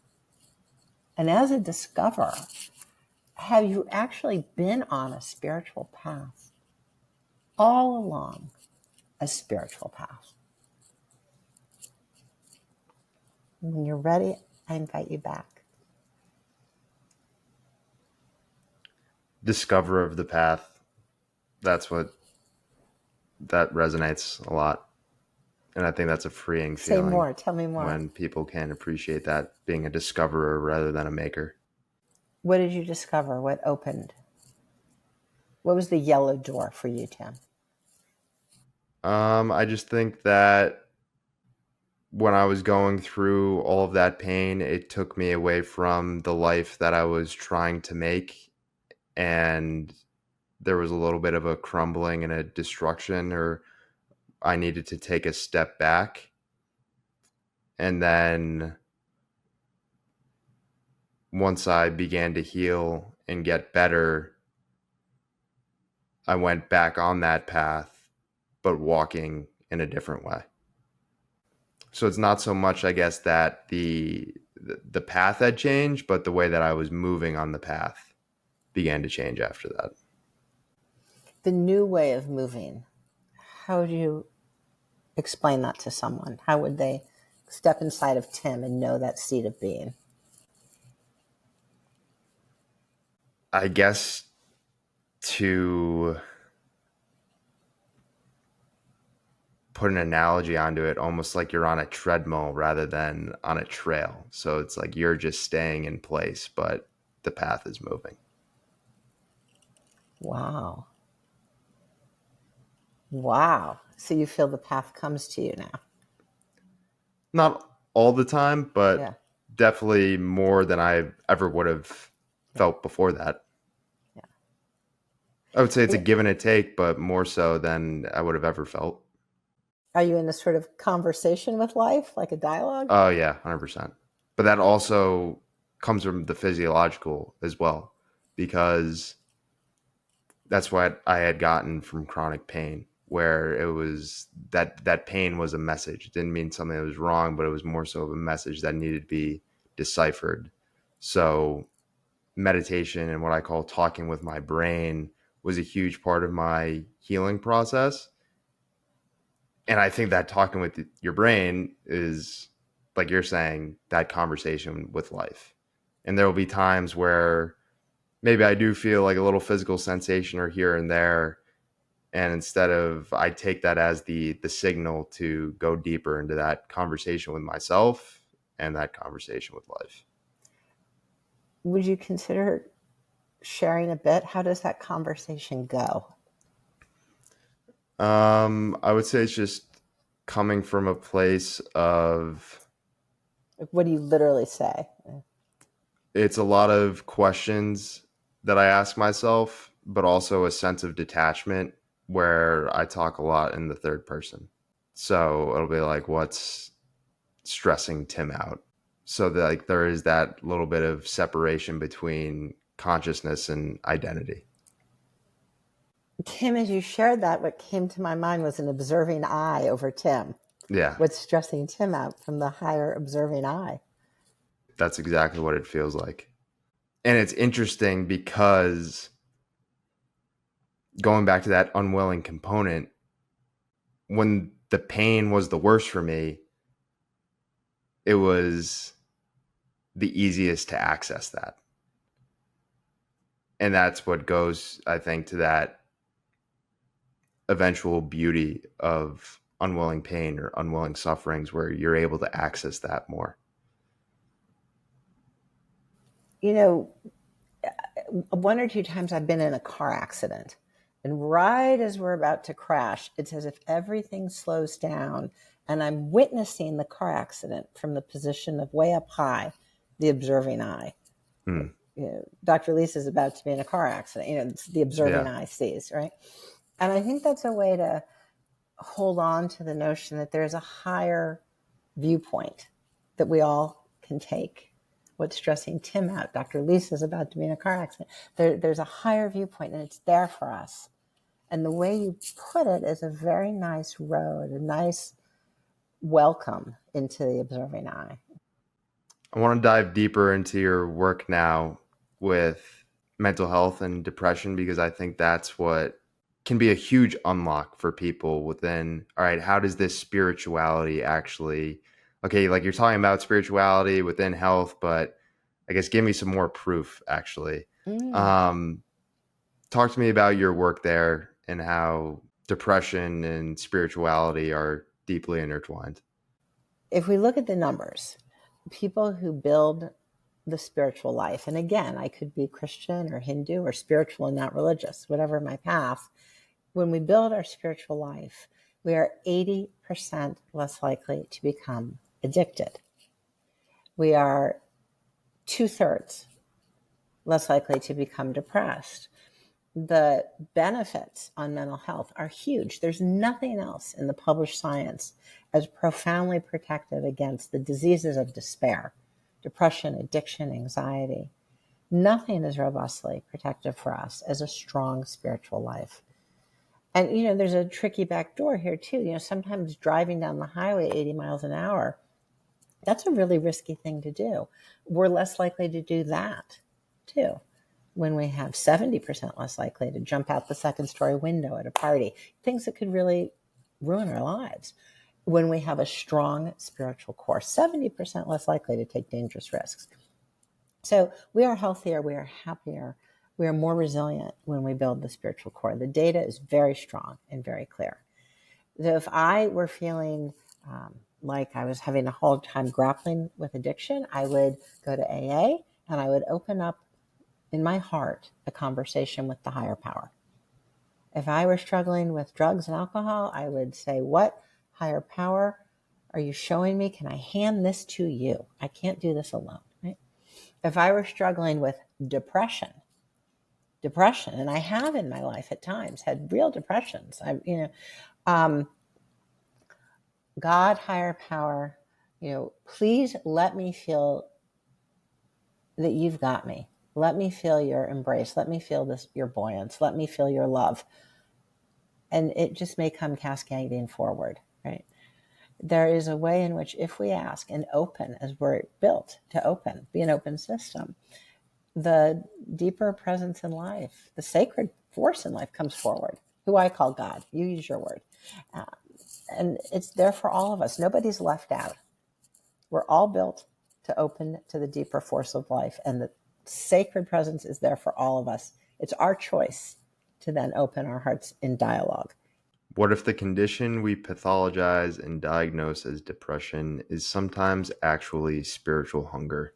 Very often, in fact, roughly 2/3 of the time, when we are struggling with despair, it is actually the grappling, the existential hunger that we yearn for more.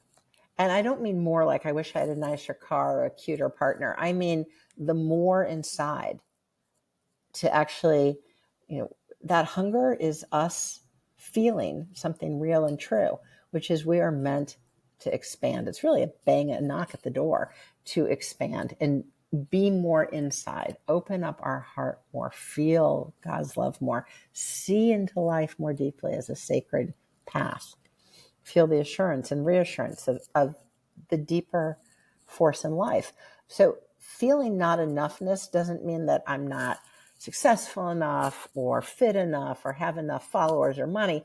The not enoughness comes from inside, and it's an accurate not enoughness that it's time to grow and expand spiritually. It is a gentle invitation. And we don't need to have the answers. We don't need to know, what's the playbook for how to grow spiritually. We can hand it over to God, and we will be guided and shown. Depression then is a developmental depression. It's not against us, it's for us. A knock at the door to an awakening about 2/3 of the time. And then about 1/3 of the time, we can be medically ill and we should get treatment. We should get medication or psychotherapy, and that's good. And still hand it over. It's so fascinating with that viewpoint. Then it's like depression doesn't mean that there's something wrong, but it's just a manifestation, and your job and your work is to go deeper and to decipher that manifestation, and what that manifestation is asking for is spiritual awakening. Your soul aches to grow, and the ache is good. Yeah, I love that reframing. That's something that helped me a ton with chronic pain. It's not so much of what's wrong with me, how do I get rid of this, but what is this asking me to look at? And I think that could really be an unlock for people. But it's so fascinating from the mental health component side of things. An unlock. That's the perfect word. And is it also with people with depression, are you saying that it wouldn't just help them, but are they also going to be the most neurologically receptive to it naturally, or no? Tim, the very same part of our brain that is very sensitive and can show cortical thinness when we're depressed, in depression, is the very same part of the brain that seems to respond to spiritual life. In other words, we are built with a very sensitive brain. And the more open we are and the more perceptive we are and the more we bring our heart to things, you wear your heart on your sleeve, the more that we feel, the more we take in the world. It can feel great. It can stab us in the heart. The more we feel. Well, we have a choice in times of pain, either to go down the spiral, the rabbit hole, or in that very moment, develop a spiritual response to suffering. If we choose to practice, it's like going to the gym. It's a choice, a discipline, a spiritual response to suffering. We build the muscle and see over time in our study, over 8 years, there was cortical thickness. Really, we can build the brain, like build the muscle, cortical thickness across the regions of the awakened brain. So yes, we're all built to awaken, but the choice and the discipline to say, hey, God, what do you ask of me now? What are you showing me now? What is this unlock? Greatest word, Tim, the spiritual unlock. That is a practice. And when we do, we receive the assurance and love, we receive the guidance, and we know we're never alone, that your counsel table is full up. Yeah. You've said you've always seen data as human stories. How has Yes. that focus on the micro deepened your view of what's possible to shift on a macro level? Science is a language that is very transformative of our major institutions. Some of the most skillful institutions in our society using the science are the Pentagon. The Pentagon's very skillful at using good, cutting-edge science to make important decisions and programs. Increasingly, medical institutions are listening to the science of spirituality, of the awakened brain, of the extraordinary benefits of cultivating our awakened brain in recovery and renewal and getting out of the despair and the tunnel of depression or trauma. And so we are seeing major institutional changes in becoming a more awakened society. Therapies that draw on the spiritual heart, schools that listen to the spiritual hunger of college students. College students are emerging as effectively spiritual warriors. They are people who have tremendous gift, and yet to not speak of the spiritual life in college, that would take the spirit out of their hand when they're trying to fight for good. I mean, you gotta elevate and allow your generation, Tim, to inherit the mantle of a more spiritual society. Yeah, like we were talking about at the start of our conversation, I feel like the past decade was about bringing more transparency to mental health, and there have been huge strides there. And now the next step is that spiritual health pillar. And like you were saying, putting that at the center. And I like to hope and think that it's just a matter of walking that path and a matter of allowing the path to unfold rather than necessarily needing to create that type of change from happening. Dr. Miller, it's been incredible talking with you. You bring so much language and research to things I feel like I've experienced within my own life, but never knew how to fully express or understand, but always just felt internally. So just great appreciation for you and your work to bring such a conscious awareness and understanding to that. And I'm sure there's a lot of other people who would feel the same way. Tim, thank you for sharing your profound spiritual journey. Is there anywhere else that you'd want to send people so that they can learn more about you or your work? Thank you, Tim. I share on Instagram, dr.Lisa Miller, Dr.Lisa Miller, where I'll share our discussion here now. Awesome. Great talking with you. Lisa reminded us that the spiritual path is not a detour, it's the foundation.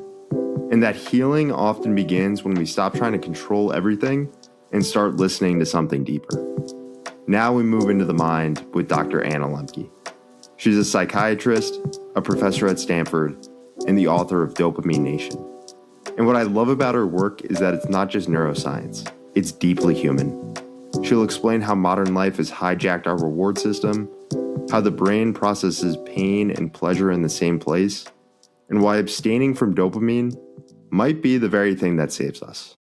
I feel like dopamine has become such a culturalized buzzword that we actually don't understand what it means or how it works. So would love to lay the groundwork there to start. What is dopamine? Yeah, it's a great point. It's kind of become a meme or a metaphor, which I don't think is all bad if it allows people to focus on compulsive overconsumption and addiction and changing those behaviors. But yeah, at some point, I think it's true we can sort of distort the meaning a bit. So, dopamine is a chemical that we make in our brain, it's a neurotransmitter. Neurotransmitters are the molecules that bridge the gap between neurons. Neurons are the long, spindly cells that conduct the electrical circuits. They don't actually touch end to end, there's a gap between them. And neurotransmitters bridge that gap to allow for fine tuned control of those electrical circuits. Uh, like all neurotransmitters, the dopamine system is complex. Dopamine has many different functions depending upon where it's released and how much it's released and what else is going on in the brain at the same time. But as a general rule of thumb, when dopamine is released in the reward pathway, in the brain, that's usually in response to a reinforcing substance or behavior. And it tells the brain, oh, that is a good thing. You should definitely check that out and potentially try to get more of it. So it's not that dopamine is good or bad. It's not that like we're getting addicted to dopamine. Dopamine is a signal, and it's the go, approach, explore, exploit signal, as opposed to the stop, retreat, avoid, run away signal. And in general, dopamine has become a kind of common currency for neuroscientists to measure the addictive potential of a substance or behavior. And a lot of that work is based on rats and mice, where they stick a probe in the brain right into the reward pathway, the nucleus accumbens. They measure dopamine levels. We're always releasing dopamine at a baseline tonic level. And then they just saw how much dopamine increased firing in the reward circuitry in response to different substances and behaviors. So in response to food in a rat, dopamine levels increase 50% above baseline. In response to sex, it's 100%. Nicotine is 150%. Cocaine's like 200%. Amphetamine's like 1,000%. And those percentages actually map pretty well onto rodent behavior. And by that I mean, like, if you put a rat in a cage with a lever to press for cocaine or amphetamine, they will essentially press that lever till exhaustion or death. But that's not so true for chocolate, right? They'll press it, they like chocolate, but they won't get into that cycle where they'll actually die for chocolate. So what's the relationship then, to build off of that? What's the relationship between dopamine and addiction? Well, anything that releases a lot of dopamine all at once in our reward pathway is something that we will want to experience most likely again. And in experiencing that again and again, we essentially change the physiology of dopamine release in the reward pathway such that over time, we stop releasing dopamine or really release less dopamine in response to a given substance or behavior, and can even go into a dopamine deficit state as our brain tries to compensate for too much chronic dopamine. And then once we're in that dopamine deficit state, now we need to keep using more of our drugs in more potent forms, not to feel good or to solve a problem, but actually to stop feeling bad. We're in this constant state of withdrawal. And that's the state of being addicted, where that reward pathway actually gets mistaken by the brain as something that we need for survival, even though it's not only not something that we need for survival, but actually the more we get of it, the less healthy we will become. So we can get into this kind of on this hedonic treadmill where that reward pathway gets hijacked by something that's not good for us, but that our brain mistakes as necessary for survival. That's an interesting, I like what you said there, and it's so basic, where it shifts from It's not so much about starting to feel good as it is, okay, I'm doing this so I can stop feeling bad. Right. And slipping from, oh, this feels good to I need to do this to stop feeling bad, it happens gradually, right? Mm. And it happens in a way that we're not typically aware of it. And so we can get into this mistaken belief that, oh, this is still helping me, because it's true in the immediate aftermath or right when we're using our drug of choice, we feel temporarily better. But really, all we're doing is digging ourselves deeper into that dopamine deficit hole, and actually making ourselves feel worse, which is why the intervention is really to abstain for long enough for those reward pathways to go back up to healthier baseline levels so that we can really see, that, oh, this isn't actually helping me. I'm just basically at this point medicating withdrawal from my last dose. You've been in this space for a while. How has technology reshaped the way that we understand dopamine and addiction? Yeah. So one of the main messages in my book, Dopamine Nation, is that technology has allowed us to drugify almost everything we consume and many things that we do, many behaviors. And by drugify, I mean we've made things more accessible than ever before. We can now, 24/7 with a touch of our smartphones, order almost everything, anything we want, and have it delivered like a pizza to our doorstep, or for that matter, have instantaneous access to digital drugs, right, which are only multiplying as we speak. So, simple access is one of the biggest risk factors for addiction. The easier it is to get some kind of frictionless, feel good substance or behavior, the more likely we are to use it, and hence the more likely we are to get addicted to it. Access has also led to drugification of our everyday experience through increased quantity. So, quantity and frequency, although we don't use quantity and frequency to diagnose addiction, they matter. And the more we use of a substance or behavior and the more often we use, the more likely we are to get addicted. And this is really the first time in human history when, we have almost infinite access to a whole host of highly potent substances and behaviors. Digital media, TikTok literally never runs out. I mean, can you imagine if you had an infinite amount of cocaine, right? That would be serious. And we already have quite a lot of access, if you can afford it, to cocaine. But digital media is free and it's infinite. And, even traditional drugs, things like cigarettes, right? So when the cigarette rolling machine was invented in the 1880s, we went from being able to produce, let's say, 4 cigarettes a minute to 10,000 cigarettes a minute. Maybe not immediately, but it's essentially the progression with the technology. So, the more you have of something, the more likely you are to get addicted. The third way that technology has allowed for the drugification of everyday life is through potency.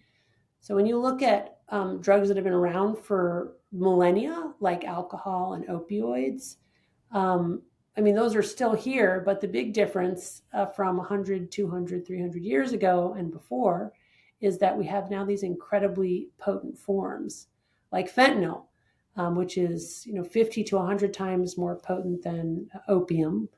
And it's also, we can make it in a laboratory without any plant precursor. So no need to get a field and plant some poppies and wait for them to grow and harvest them.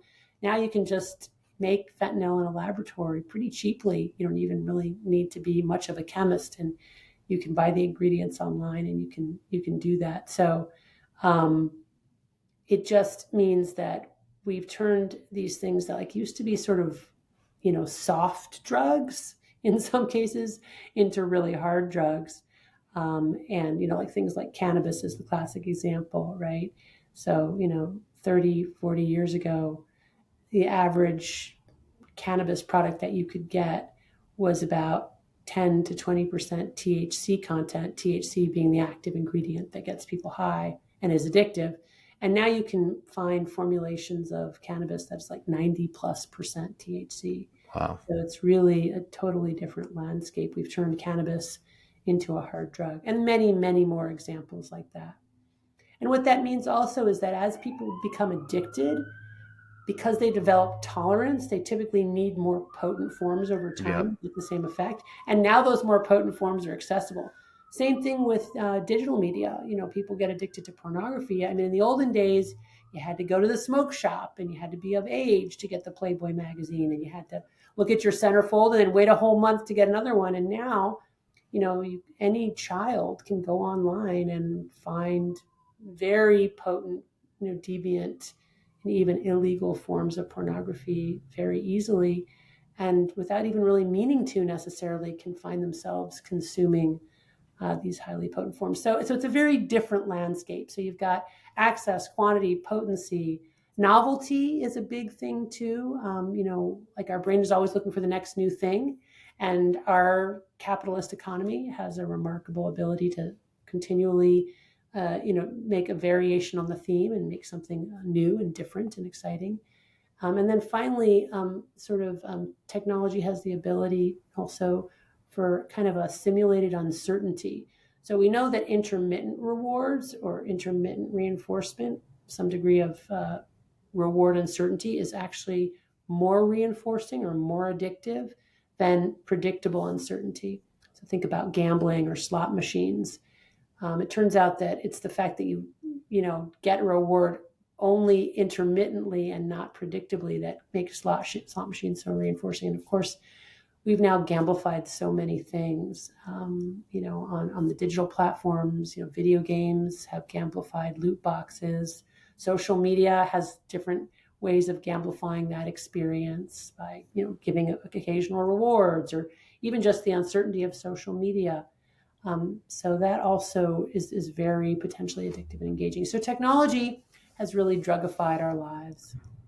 Yeah, I find that component of technology most interesting about how it's the ease of access that it's made now for addictions to occur, and just removing those hoops that people would physically have to jump through to access whatever it may be has just been completely removed. Yeah. What's the importance behind understanding that the brain processes pain and pleasure in the same place? I think it's important to understand this opponent process mechanism. I use a metaphor of a balance, like a teeter-totter, as a way to represent how we process pleasure and pain. They work like opposite sides of a balance. When we experience pleasure, it tips one way, pain, it tips the other. And when it's at rest, it's level with the ground. Now, this is obviously an oversimplification. We can experience pleasure and pain simultaneously. For example, when we eat spicy food, right? That's both pleasure and pain.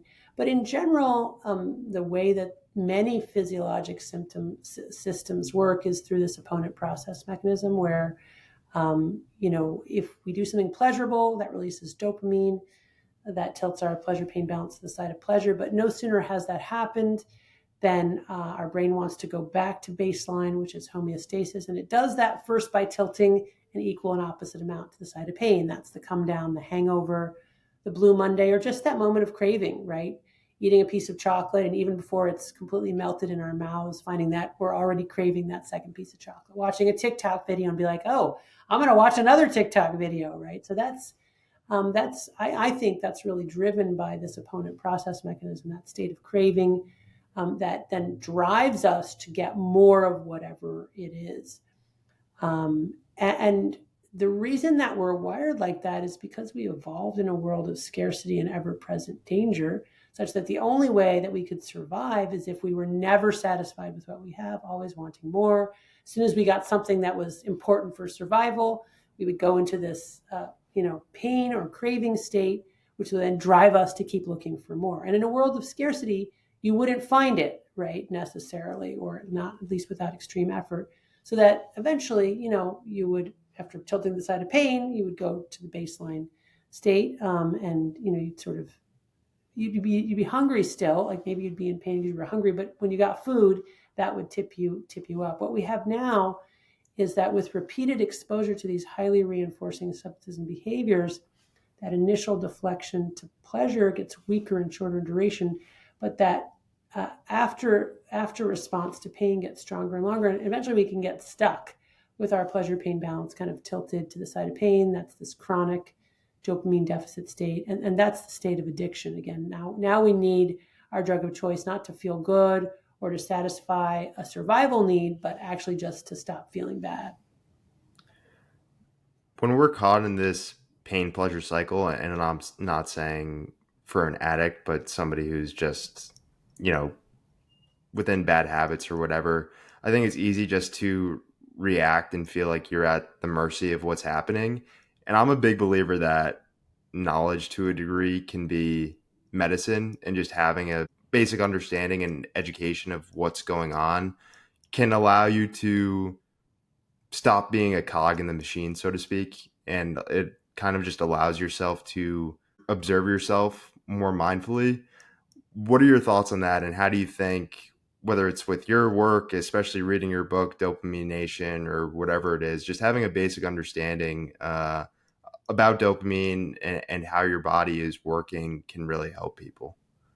I absolutely agree with that. I mean, that's much of what we do in clinical care is what plain old psychoeducation, right? And kind of trying to explain to people what is happening to them, what's happening in their brains. And when people have a heuristic or a model for understanding their behavior, it gives them a place to enter to try to change those behaviors. Now, knowledge alone is never going to be enough. You can completely understand what's happening and still feel, you're starting Yeah. to change it. But it's a really good doorway in, because people can, for example, we see a lot of people whose primary problem is addiction, but they will come in and say their primary problem is anxiety or depression or inattention, and that this drug that they found is the only thing that helps them. But by explaining the pleasure pain balance to them, I can say to them, yeah, I appreciate that in the moment it works for you. But in the long run, probably all it's doing is driving you further down into this dopamine deficit state, and now you're just medicating withdrawal, from the last time you used. I suggested experiment. I like to use the language of experimentation, that you stop using for long enough to sort of reset reward pathways and then see how you feel. And people are more willing to do that when they understand, kind of have a model for why that would make sense. Yeah, it goes to the point that you talk about the cure versus the cause. Like, what you think you're using is really the cure, but it's actually the long-term cause of what's just keeping you stuck within that cycle. Yes. I'm really interested to dive deeper into the pain component within addiction, but just your whole philosophy on pain as a whole. In your view, within our society, especially within younger generations, do you feel like we've whitewashed or even pathologized the idea of healthy pain and discomfort? Definitely. And I don't blame like the younger generation or think that they're even necessarily, um, you know, they're really on the receiving end of a cultural change that's been going on for decades. So, prior to about 150 years ago, doctors, leading surgeons of the day in the mid 1800s or so, um, when general anesthesia was discovered to allow people not to experience pain during surgery, the leading surgeons of the day actually didn't want to use it. And the reason they didn't want to use it is because they had a firm belief that what doesn't kill you makes you stronger. And they even believed that physiologically it would boost the immune response, and help people heal. Now, to us living in the 21st century, that sounds totally insane. And yet we have taken, the pendulum so far in the other direction that we're now terrified to let people experience any pain at all. We're convinced that any kind of pain, physical or mental, will leave a kind of psychic scar, and they'll suffer from post-traumatic stress disorder. They'll be on the psychiatrist's couch for the rest of their lives. Like, we've completely lost touch with the notion that pain and suffering actually makes us more resilient. And this is contrary to science, so it's also contrary to like every major leading philosophy or theology, all of which say that, after darkness comes the dawn or some equivalent.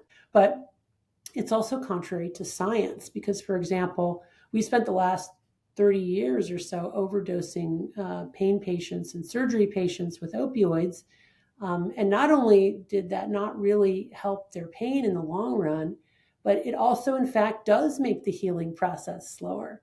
So there's actually truth in that, having a kind of acute pain response might indeed expedite healing.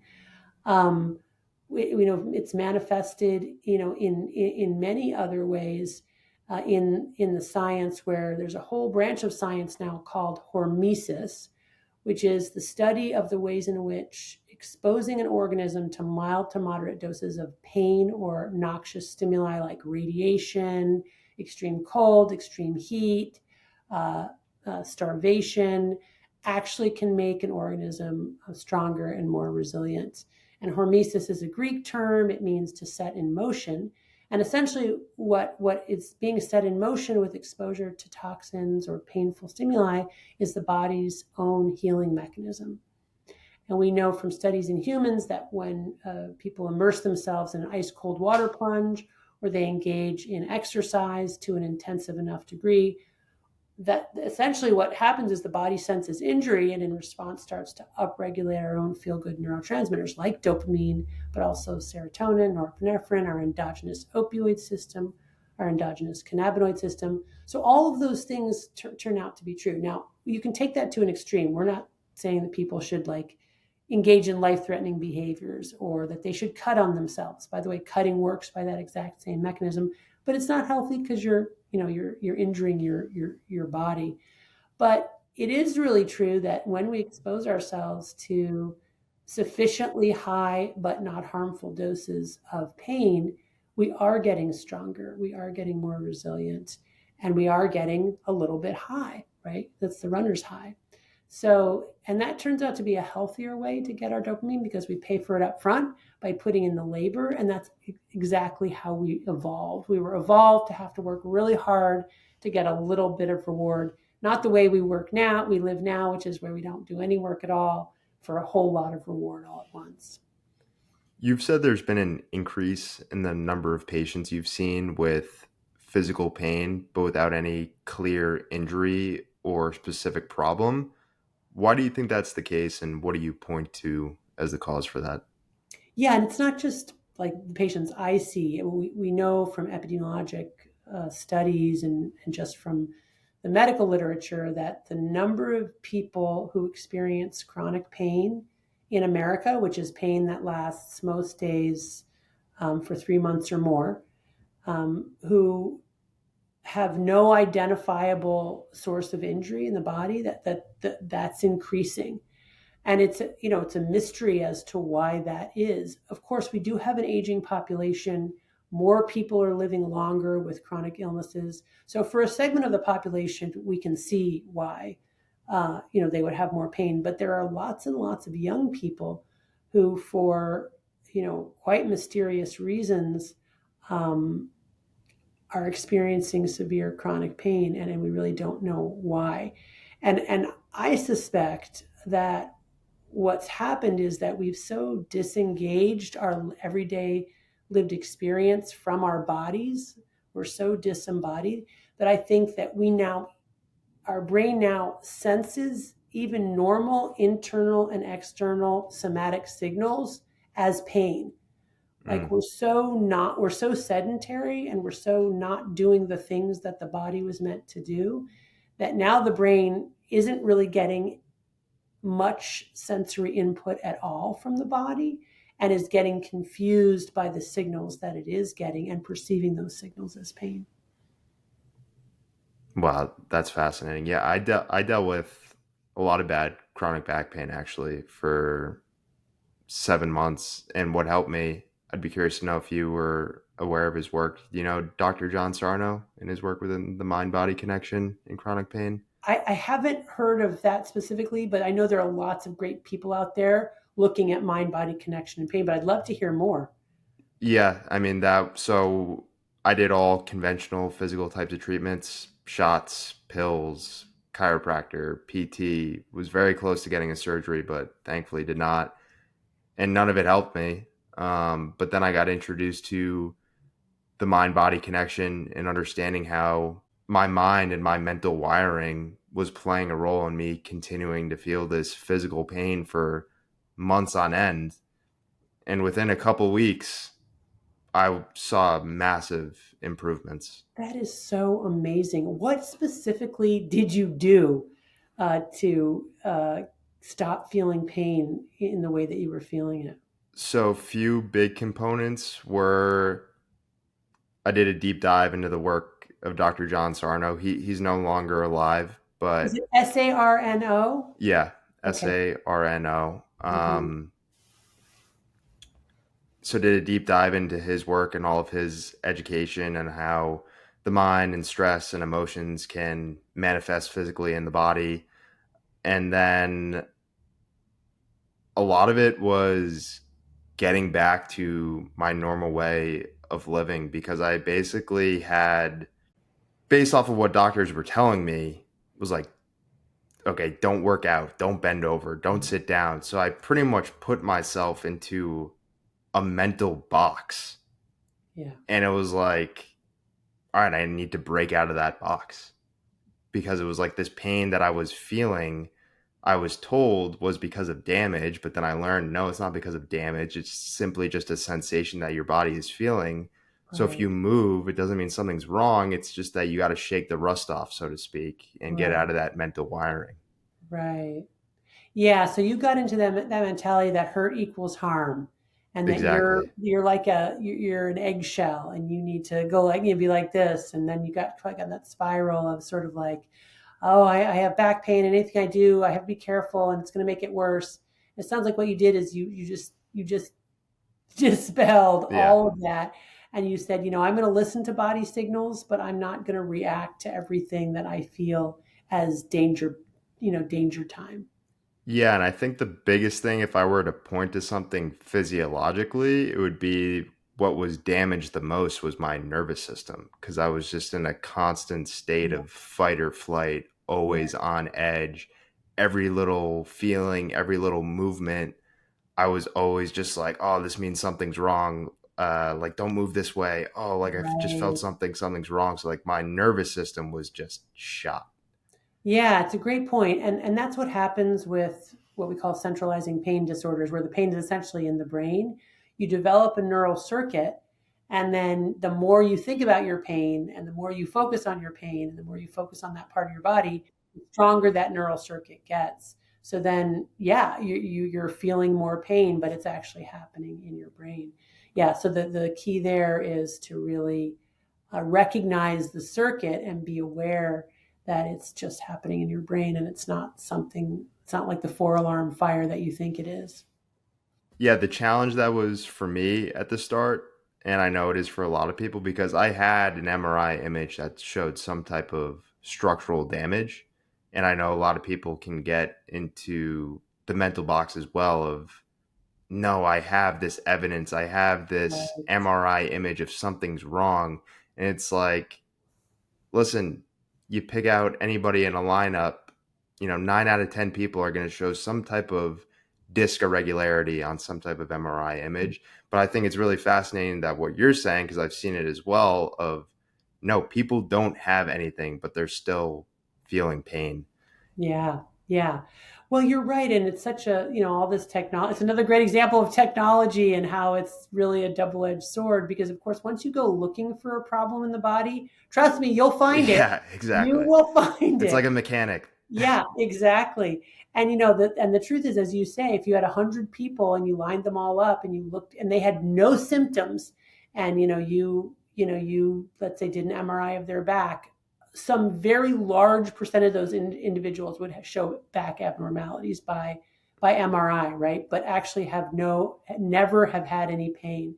So yeah, the point being is like a lot of the pain is in our brains, and a lot of our top down, so we have, you have signals that get sent to the brain, and then you have the brain that filters those signals and then either amplifies them or, depresses them.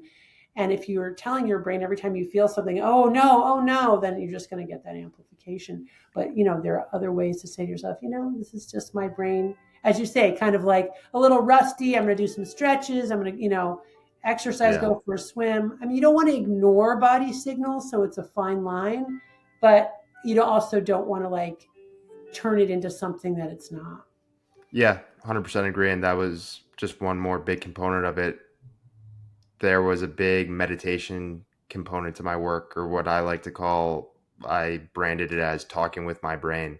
So those moments when I did feel pain, I would go into that meditative sort of talking with my brain state Yeah.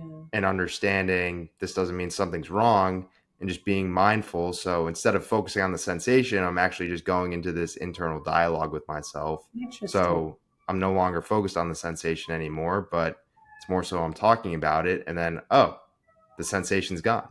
Interesting. Interesting. Yeah. So somehow you found a way of engaging in some kind of internal dialogue to break the circuit or break the cycle. Yeah. And I think it also went to the nervous system component Mhm. where I was also just allowing my nervous system to finally relax and understand that everything was okay. Interesting. Yeah. And now, did you ever get into taking opioids or other pills for the pain?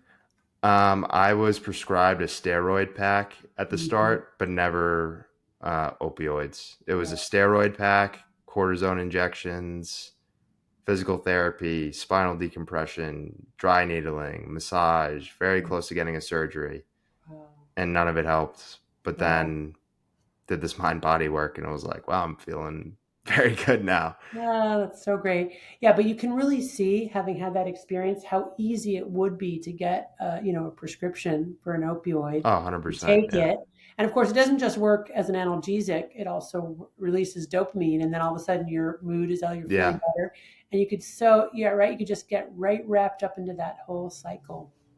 Yeah.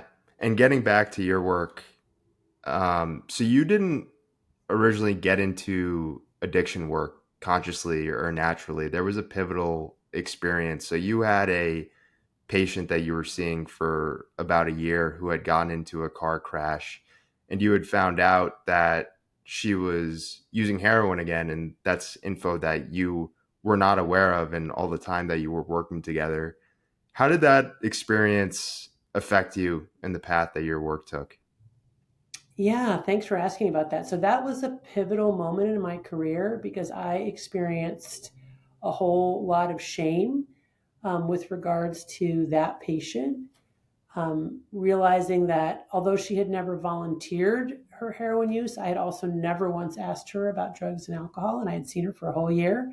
And her family was actually paying for her care, paying me to see her to specifically address her drug and alcohol problem. And I didn't know that and didn't address that. And actually, made a fool of myself and endangered her. So that was a moment I realized, oh, wow, I have got to learn about addiction and I've got to address it, in patient care. And it ended up being the huge shift in my practice. This was now, almost 30 years ago. But I started asking patients about their drug and alcohol use, and lo and behold, they were happy to talk about it. No one else had asked them. Mm. Yes, as a matter of fact, I'm an alcoholic, or, maybe they didn't use that language, but it all came out. And amazingly, when we addressed that in conjunction with their other mental health problems, people just got so much better. I mean, their trajectories were in another universe in terms of their improvements in life. And then not only did their lives improve, the lives of their family members, their coworkers, their friends. So many things get better when people get in recovery from addiction. And although it's a lot of hard work, it's also in many ways so simple, right? Because it's not like you're piling on one more drug after another, which is what I had been doing. Like, oh, let's do a mood stabler, an antidepressant, an anxiolytic, a sleep aid. It's like, no, let's just stop drinking. It's amazing.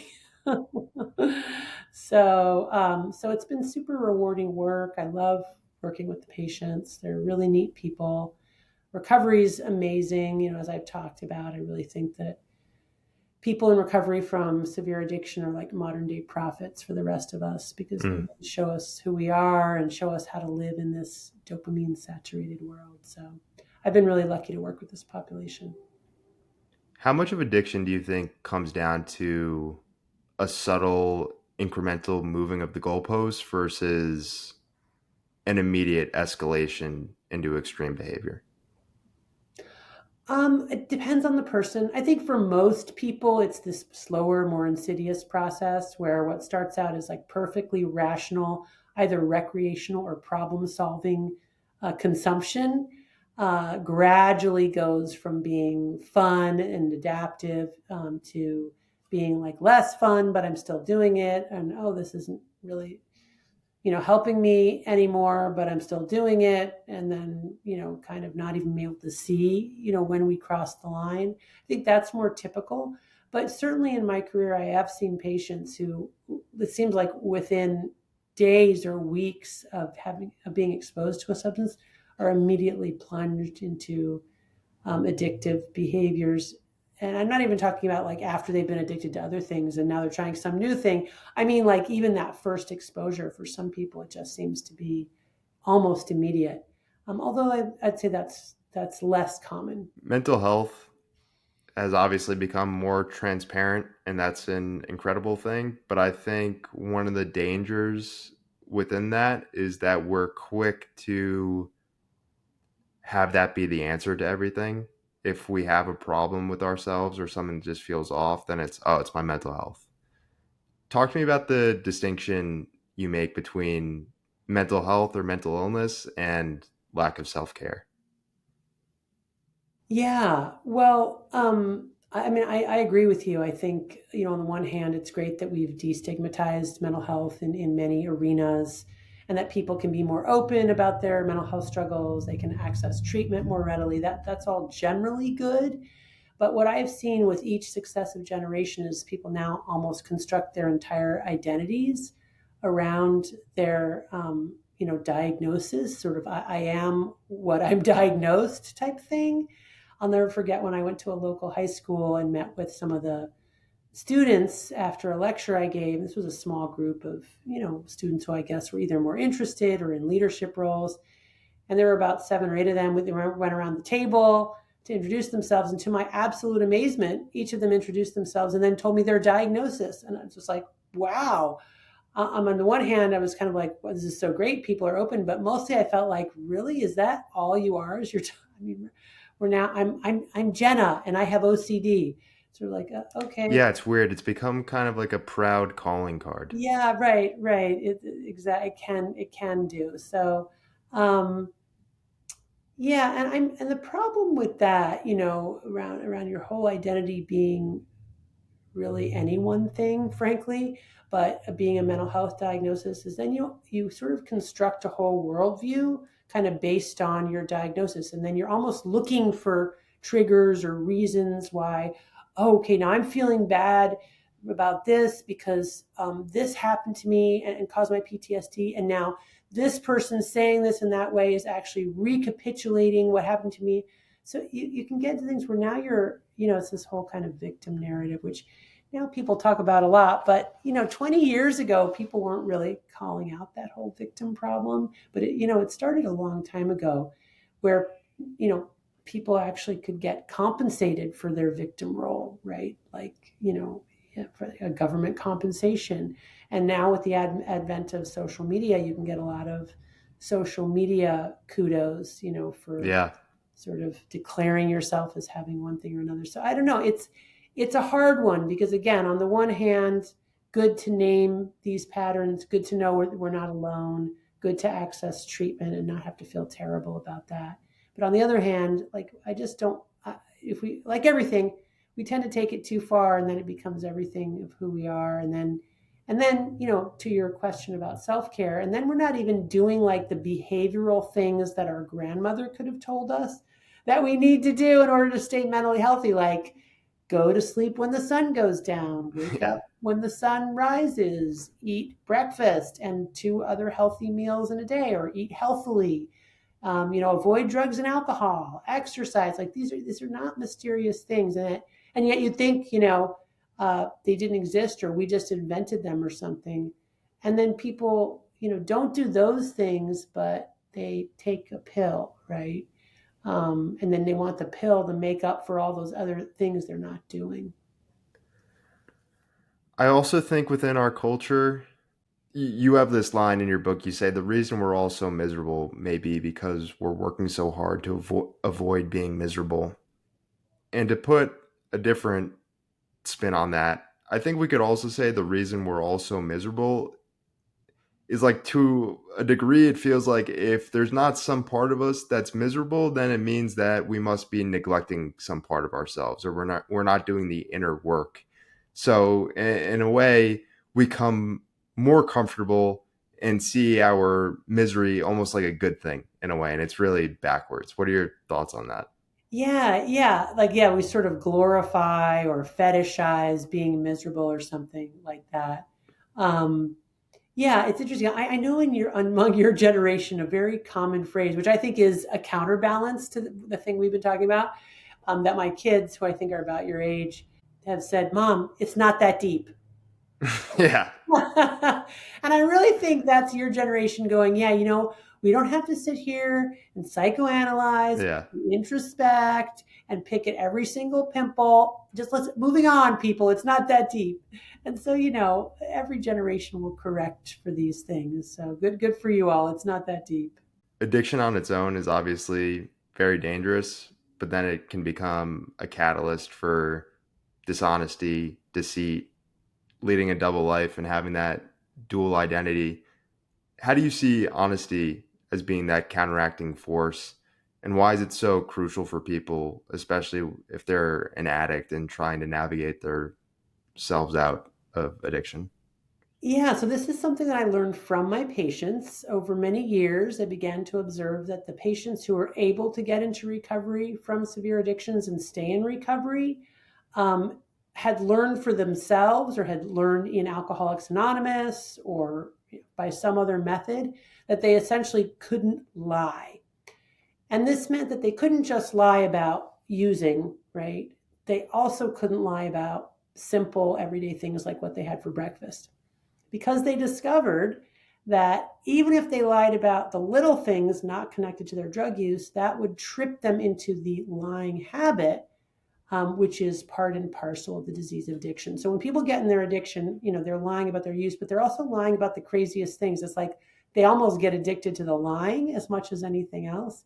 So that means that recovery, and by the way, why is that? Well, there's like an adrenaline rush from Mm, lying.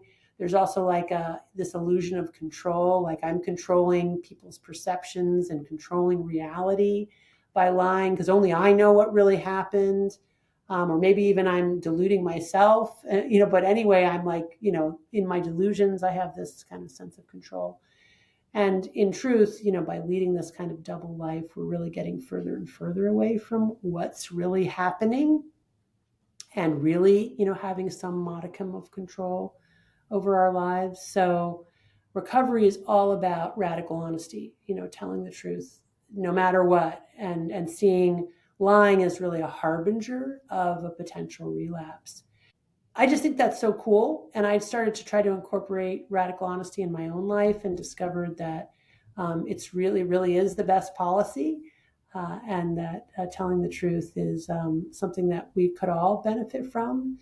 We're natural liars. I think, studies have shown that the average adult tells 1 to 2 lies per day. And most of those lies we tell to sort of protect ourselves, to hide sort of small selfish acts, or to make ourselves look a little more interesting, or we tell ourselves that we lied to protect another person's feelings or to make them feel better.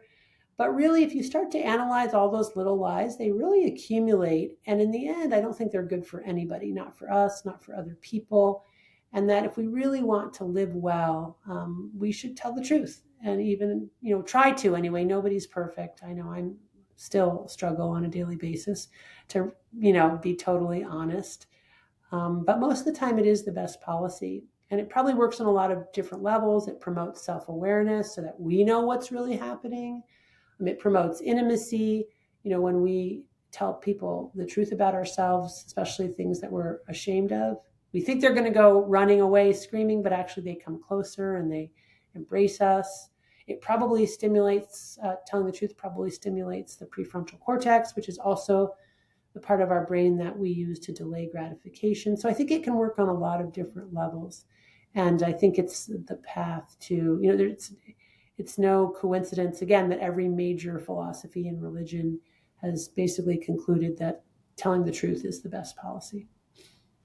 Dishonesty, just like addiction that we were talking about earlier, very similar with that incremental moving of the goalposts, where the more easy it gets to tell those little lies, it just becomes easier and easier to lie in general. That's so true. Like once we start lying, we get into the lying habits easier. But the truth is, when we're lying a lot, it's actually a huge cognitive lift, because now we have to use a lot of our mental power keeping track of who we told what. Yeah. And that's exhausting.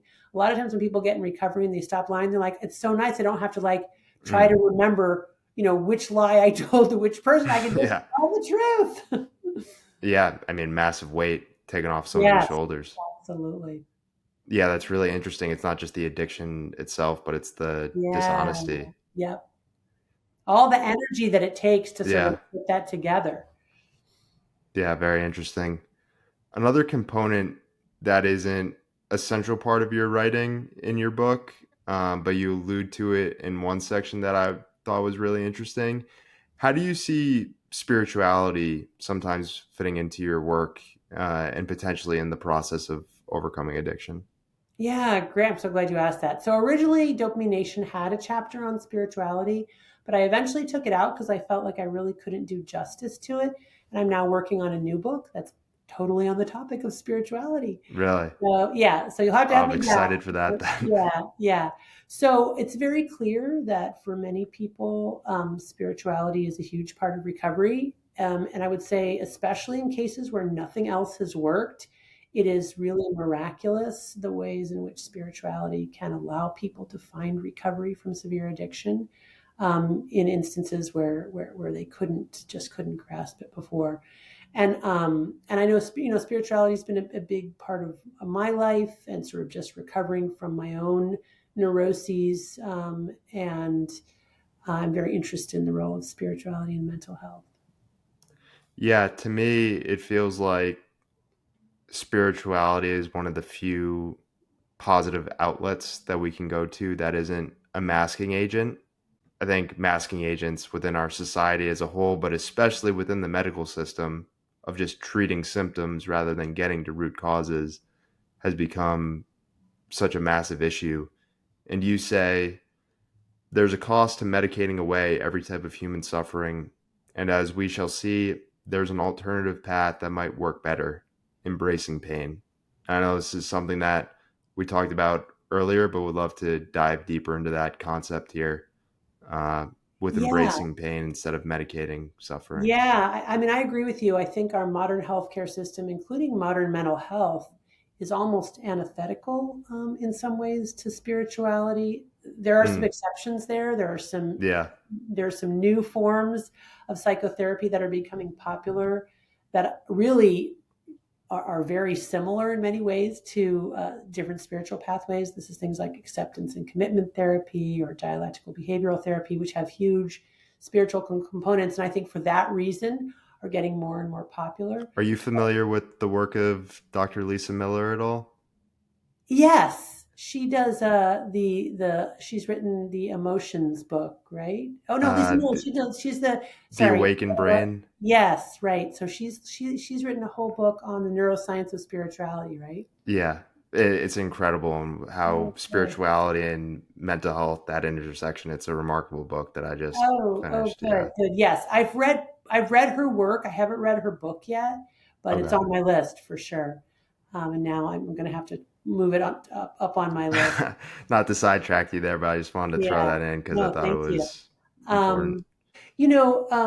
Modern medicine and modern mental health essentially say that suffering is a disease and that we need to get rid of it. And spiritual pathways say that suffering is the pathway to enlightenment. Suffering is the most valuable information, you will ever have access to. I mean, those couldn't be further apart, those two things. As most of us figure out, if we live long enough, suffering is inevitable.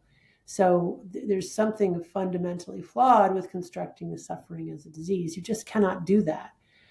because we just can't medicate or even psychotherapize our way out of every single problem. We have to at some point stop, turn toward the pain, embrace it, and acknowledge it as just part and parcel of being alive and being human. And I think that just naturally and inevitably leads to spirituality. Hmm. You had a very challenging experience within your life. You lost a child. How did that entire experience and tying it into this embracing of pain rather than trying to find ways to, I guess, overcome it? How did you navigate that entire experience? Yeah, thanks for asking. Well, I mean, on many different levels, like I think really honestly, on a basic neurochemical level, um, coming out of that grief reaction, there was almost, once I processed the grief and was able to make some form of recovery from it, um, for many years afterwards, as long as my kids were okay, I wanted nothing from life. I mean, it was like it was all good for a really long time because it had been so bad.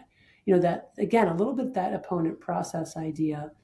Um, and then it definitely opened up a whole sort of spiritual path for me that I probably would have not have walked otherwise. Like I almost needed to have that very painful experience in order to be able to, in many ways, have the courage to sort of embrace this sort of quite anti-modern, let's say, non-secular route, and essentially surrender to a power greater than myself, which has totally transformed my life for the better.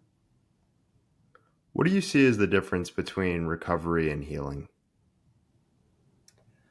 I mean, I think you could use those words interchangeably, but if you were going to make a distinction between them, which I think you're hoping to make by asking the question, I think recovery would be walking forward with the pain and not necessarily expecting that the pain will go away, but having the courage to take that next step anyway.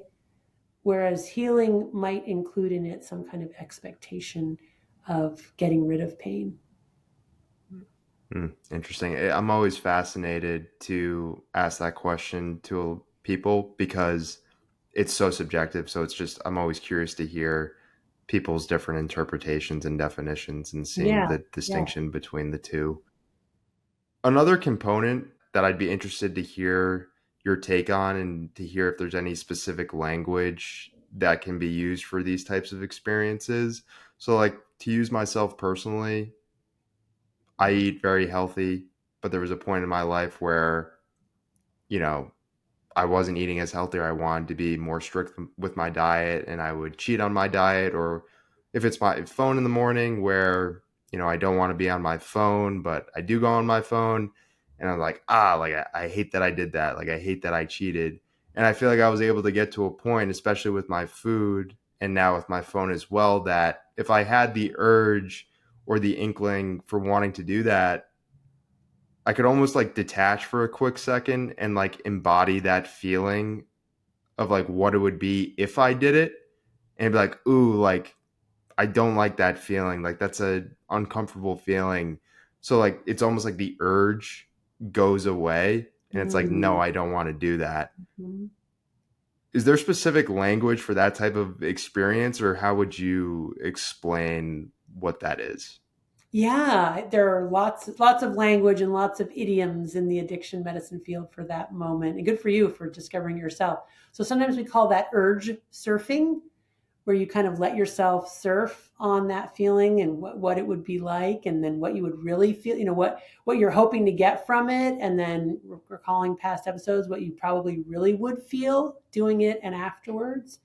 In AA lingo, there's a phrase, think through the drink, which I think captures the exact same type of phenomenon. So yeah, that's very well known. Just kind of like pressing the pause button, reflecting for a moment, not letting ourselves just be on autopilot and reach for that stuff. I talk a lot about self-binding strategies, which are, both literal and metacognitive barriers we can put between ourselves and our drug of choice so that we can press the pause button between desire and consumption and have more time to do what you do, which is kind of think through the drink or urge surf.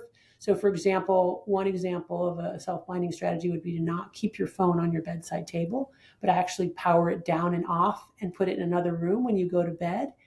So that you really make that separation, so that if you wake up in the night or you wake up in the morning and you have that reflexive desire to reach for it, it's not there. And it not being there reminds you that yesterday, you planned for this because you didn't want to reach for it. And now you'd have to get up and go get it. And all of that just creates enough friction sometimes such that, you can enact the life that you really want for yourself, which I think is what we all want, right? We want to do what we said we were going to do and what is aligned with our goals and values. So we have to structure our lives to optimize that, because there's so many ways in which modern culture and the modern ecosystem really conspires against us and promotes us doing all these unhealthy things. I'm a big fan of putting my phone on airplane mode. That is what has helped me. It creates Great. that barrier. Yeah. How do you see your work as being about storytelling as much as it's about psychiatry and addiction? Yeah, in many ways, I realize as a psychiatrist, all I'm really doing, when I'm doing probably my best work anyway, is just helping people metabolize their own self narratives. Language is a tool. It's the most human tool, and it's the way by which we actually organize our experience, our thought processes. It's the way we think about the past. It's really the only way that we understand lived time. There's no other way for us to conceptualize lived time other than to narrate it in a story. But what's so interesting to me that I've learned over the years seeing patients is that you can actually tell whether or not somebody is recovering or going to be able to recover in the near future based on how they tell their stories. And when people tell stories that seem quite divorced from reality, especially if they always see other people and things as the cause of their problems and don't identify with having any kind of contribution to that problem, then those are folks who are not really yet in a position to get better. Whereas when people are finally getting into recovery and recovered, they tell a narrative that's much more nuanced. There's much more gray area. They're able to hold ambiguities and opposites at the same time. And most importantly, they're able to look at their own character flaws and what they have contributed to their problems. And I eventually concluded that narrative is not just the way we organize the past, our own past, but also it becomes our roadmap for the future. So if we're telling stories about ourselves in the world in a certain way, that's also going to guide the way that we experience the world. And in fact, there's a whole interesting branch of cognitive neuroscience that has landed on the same thing from a very different place, which is active inference, which is this idea that we come into the world already with these kinds of templates about the world as it is. And through perception and action in a repeated loop, we basically update our mind maps. But there are ways that you can either diminish your perception or try to enact certain self-fulfilling prophecies such that, you're not really you're not creating a narrative that's really going to be adaptive or healthy. Yeah, that's really fascinating. My experiences with chronic back pain really led to that, where because I had that perception of what was happening, I was like, whoa, that's completely wrong. I thought I was dealing with one problem and it was actually something else that I was completely dealing with. And I was like, if I had that wrong perception on this thing, where else am I having a perception within my life that isn't serving me? Love it. And so many people in recovery from addiction say something else, like they have this certain view of, for example, how people are going to react. And then when they're working the 12 steps and they make amends, they're certain that people are going to be like, I never want to speak with you again. But instead they get this warmth and this love. And they're like, wow, if that's how people respond to my being honest and apologizing, what else did I get wrong? Yeah. Right? And that's an exciting, a humbling moment, but also super exciting. Yeah, and I think that goes to the point I've heard you talk about with people who go through addiction or just tough things in general, and they have that type of epiphany. You can't detach that from the entire experience of addiction, and you can't say you have to be able to say like, no, I needed that within my life to be able to get to this point. Exactly. Your book, Dopamine Nation, and you've alluded to it a little bit with your own personal experiences. I was not expecting for there to be such a large personal reflection and almost like a memoir component of it. Was that always the thought process for you when you wanted to write the book, or how did that come to be? I think it was really my patient Jacob with the severe sex addiction that crystallized for me a moment of the book Dopamine Nation. And Dopamine Nation has in it a lot of ideas that I've been thinking about really for decades. It's almost sort of the culmination in many ways of many strains in many patterns in my life, but also my career. But seeing him and then being able to see myself in him, he had a severe pornography and masturbation addiction, but I had my own compulsive problems with romance novels and erotica, and realizing that he and I were just different shades of gray. That was the moment. And so it was, although I was very nervous about sharing my own romance novel reading addiction, I also realized that that was the heart of the book, right? Like because I'm trying to draw an analogy between these severe addictions and the things that all of us are struggling with in the modern age. What do you hope people take away from your work, not just about addiction, but about being human? I hope that people feel hopeful, that they can feel hopeful about changing behaviors that they want to change, and sort of that, and not so ashamed that these are like, we're all part of the human race. We all have these same reward pathways. We can all be triggered in these ways. And also I hope people feel, as you sort of mentioned in the beginning, that they have kind of a model or an understanding of what's happening, and they can take that with them in a very simplified form, but a very portable, memorable way to say, oh, okay, this is the balance, and this is the gremlins, and this is my dopamine, and this is how I can try to enter this loop to change the behavior. Anna, it's been great talking with you. You're doing such important work. Thoroughly enjoyed your book, Dopamine Nation, as well. Is there anywhere you'd want to send people to learn more about the work that you do? Just read my books. There's the Dopamine Nation, and we came up with the official Dopamine Nation workbook, which is a step-by-step interactive guide for how to do the dopamine fast, how to prepare for it, what to expect, and also what to do when it's over. So those are the places I would send folks. And thanks for inviting me. I've really enjoyed talking to you. Yeah, awesome. And can't wait to read your next book on spirituality and addiction whenever that comes out as well. Thank you. Awesome. Great talking with you. And that wraps it. 3 voices, 3 entry points, 1 unified message. You are not just a body. You are not just a mind. You are not just a soul.